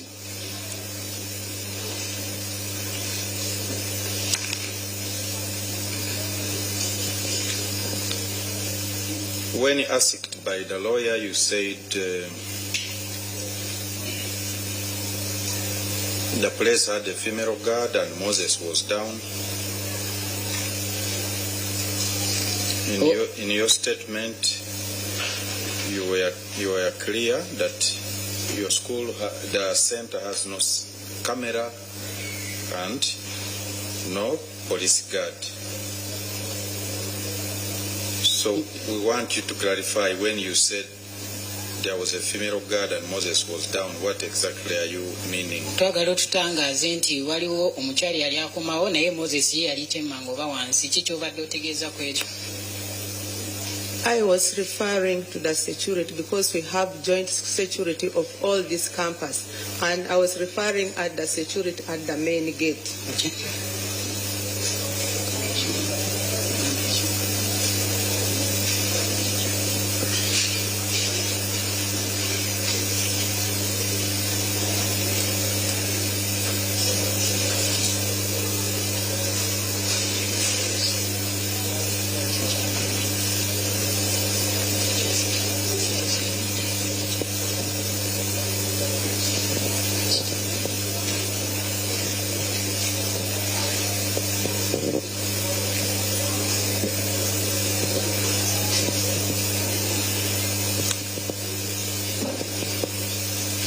Lord, that is all.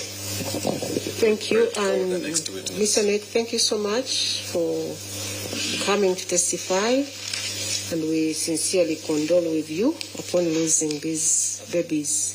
You can please step down.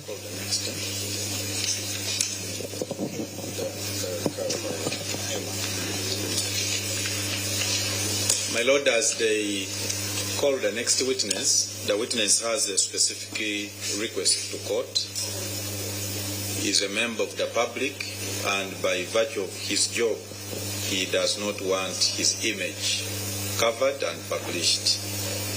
So we are requesting court to be pleased to instruct all cameras to be down and for the witness not to be covered and published. Let me put your petition down. What are you saying? I need to record you. Okay. My Lord, the next witness is a member. Can he hold on, please? Is a member of the public.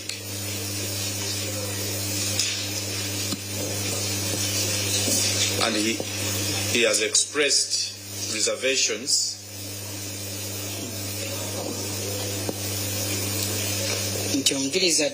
for his image being published in the press, as he believes it will affect his occupation. It will affect him in his business.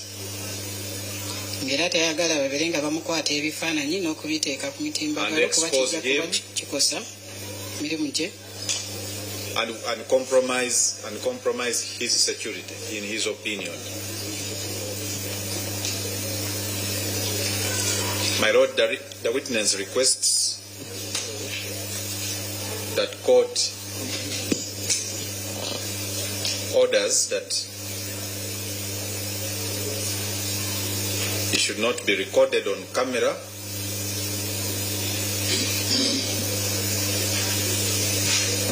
and that his image should not be published by any person.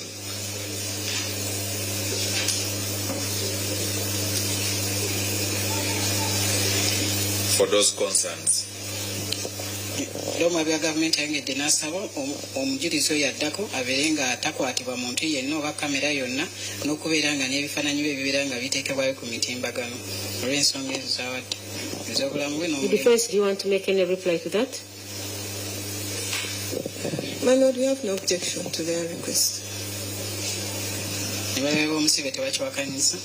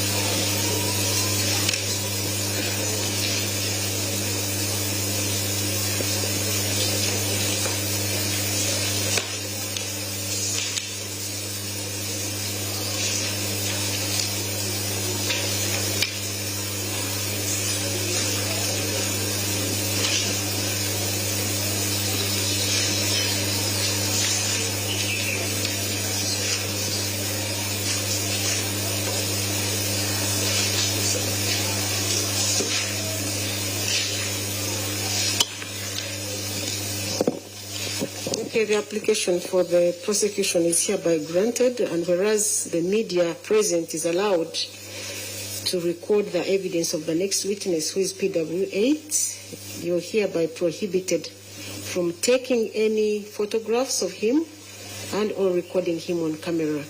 Kote ekkiriza okusaba kw'oludda oluwaabi naye era n'egamba abamidya oba abakamera abaliwo wano mu kkooti basobola okulikodinga obujulizi obuliwo naye ye kennyini omujulizi oyo abeere nga takwatibwa bifaananyi bye n'okubiteekayo ku mitimbagano. Who is going to ensure that that is enforced? DR, please.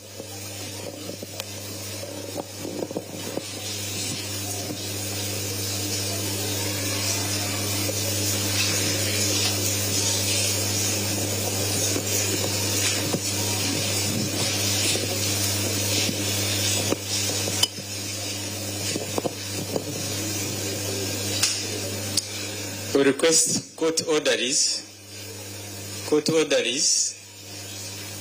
all these people with the cameras, they can go the other side, they hear, but they don't capture. Because we cannot say that they have switched off. We don't know whether they have switched off or not. So let them assemble there. They can hear audio, but they don't take pictures. And please, if you take a picture, it means you are committing a crime here. So don't. And your camera or your phone can easily be traced. Thank you.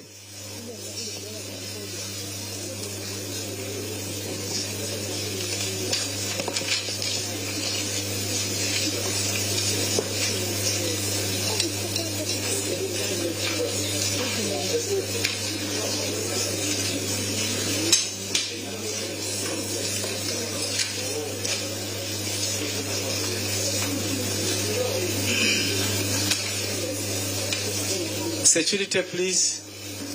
Orderlies, I'm not seeing your presence here.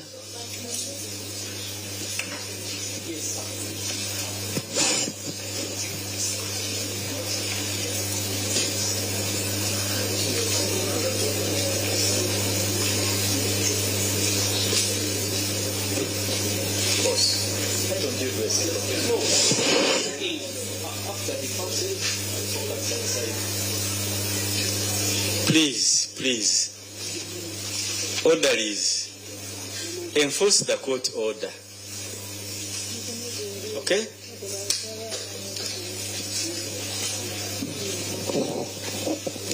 Let's have the witness. Omujulizi oyo ajje wano mu kooti.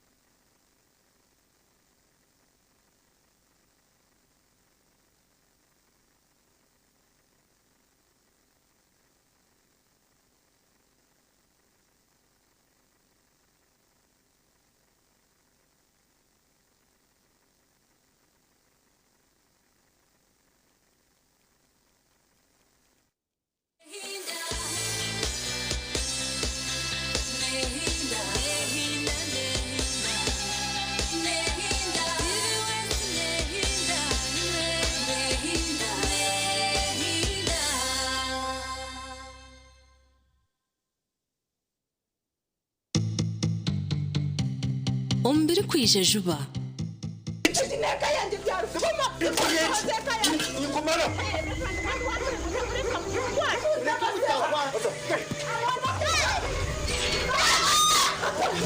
Ubwo mwana ndemeri dore ko umutwara konkore noza kushenya makaga bantu.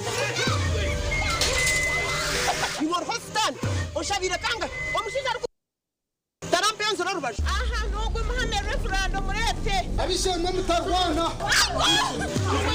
Mazara wanje murungi. No, we no, please. Ukuzina na mushawo. Bakoresha bakuzina. Jahat. Tata zaro mukunda.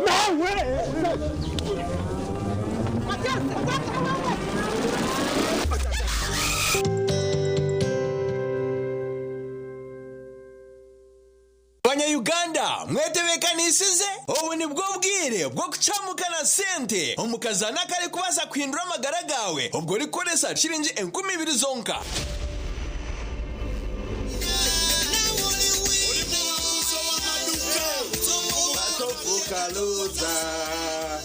Onti na oliwina etopo atopuka loza.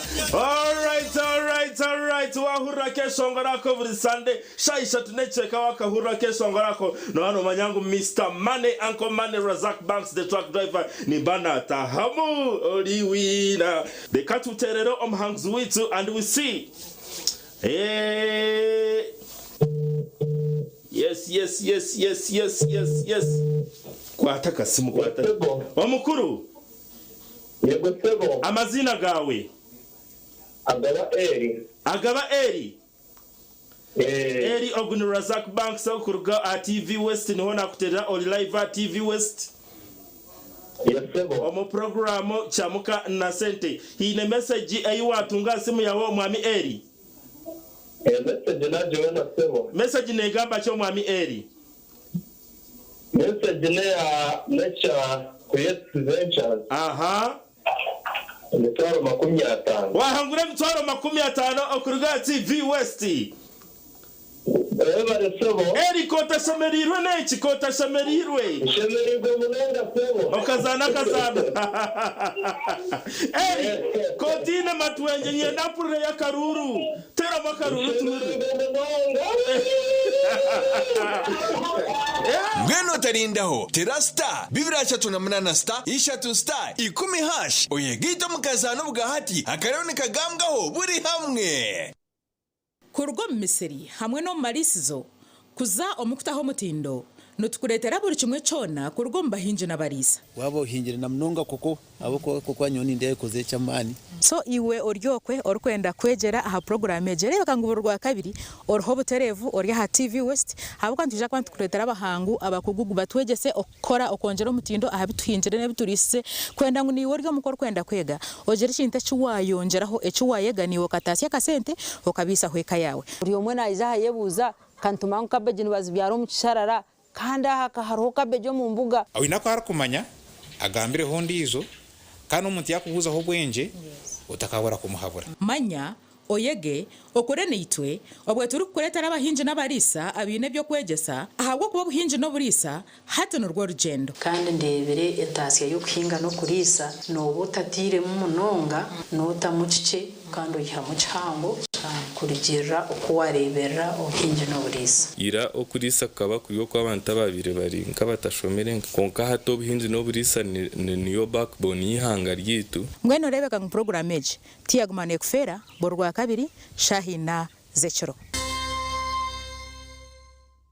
twegiteho aha program yareba hindijire ahituru kubantu kwegesa okuwa kubasa kushikiriza biroto byawe sona beninde bantu kandi tegatika uza kushwera ntabasa kuba naga ko mwikuru aineke mwani in expectations ezina benyine kokana abawana ekeriyo kujya mu bushwe bwo musheija orukutina rahanga natubantu tayisa abantu abarabiro mbintu nyamwinji konka bakatunga eche barakwenda ituntu twatugamba urungereza mazima excuse me sir, although you are a teacher, we cannot keep quiet when you are leading us astray. Niwona huririre headmaster yemerera nawe yagamba kanta kataranye bire. I know. Familiarity breeds contempt. Headmaster yihayoruga. Yakuterro. Very good for. Headmaster asata jireba.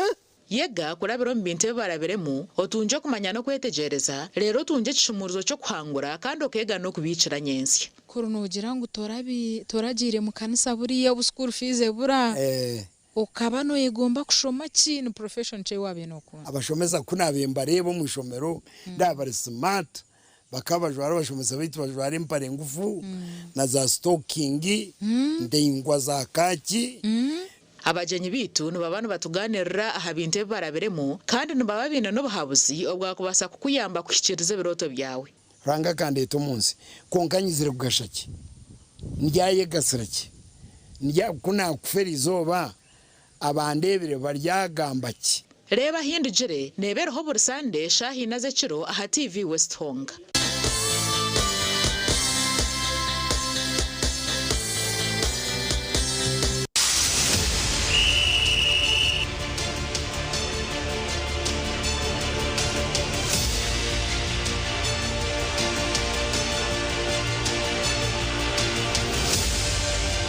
Okwenda kwanjira umuhereza umbyemizano otaferwa program yakadirisa biri rwa kashatu turi kwishaho ibyafayo by'abazani nebiri kubakwataho akadirisa nikakorwa ganda mazoba arwo kubanza no rwa katano kugashamwenda okwisa shamwenda necwe kazihangwe aha TV West nehinda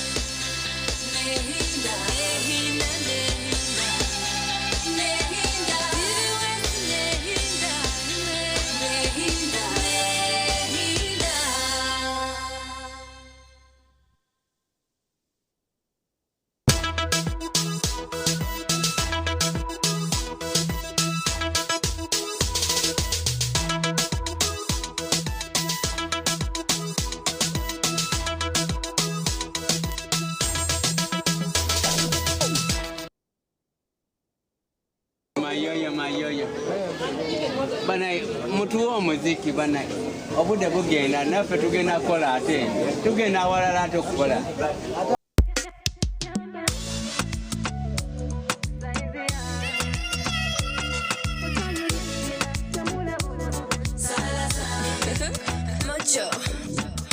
ulinga kamelody nsigala ku mutwe mbunye muri mwatukane ku memory mukigenderero teronzi jemizemiri ali in the morning kera kukubira mpulire ku dobozi yakakola ejanja makola bantibula kalode akadozi nakalosa just nakalosa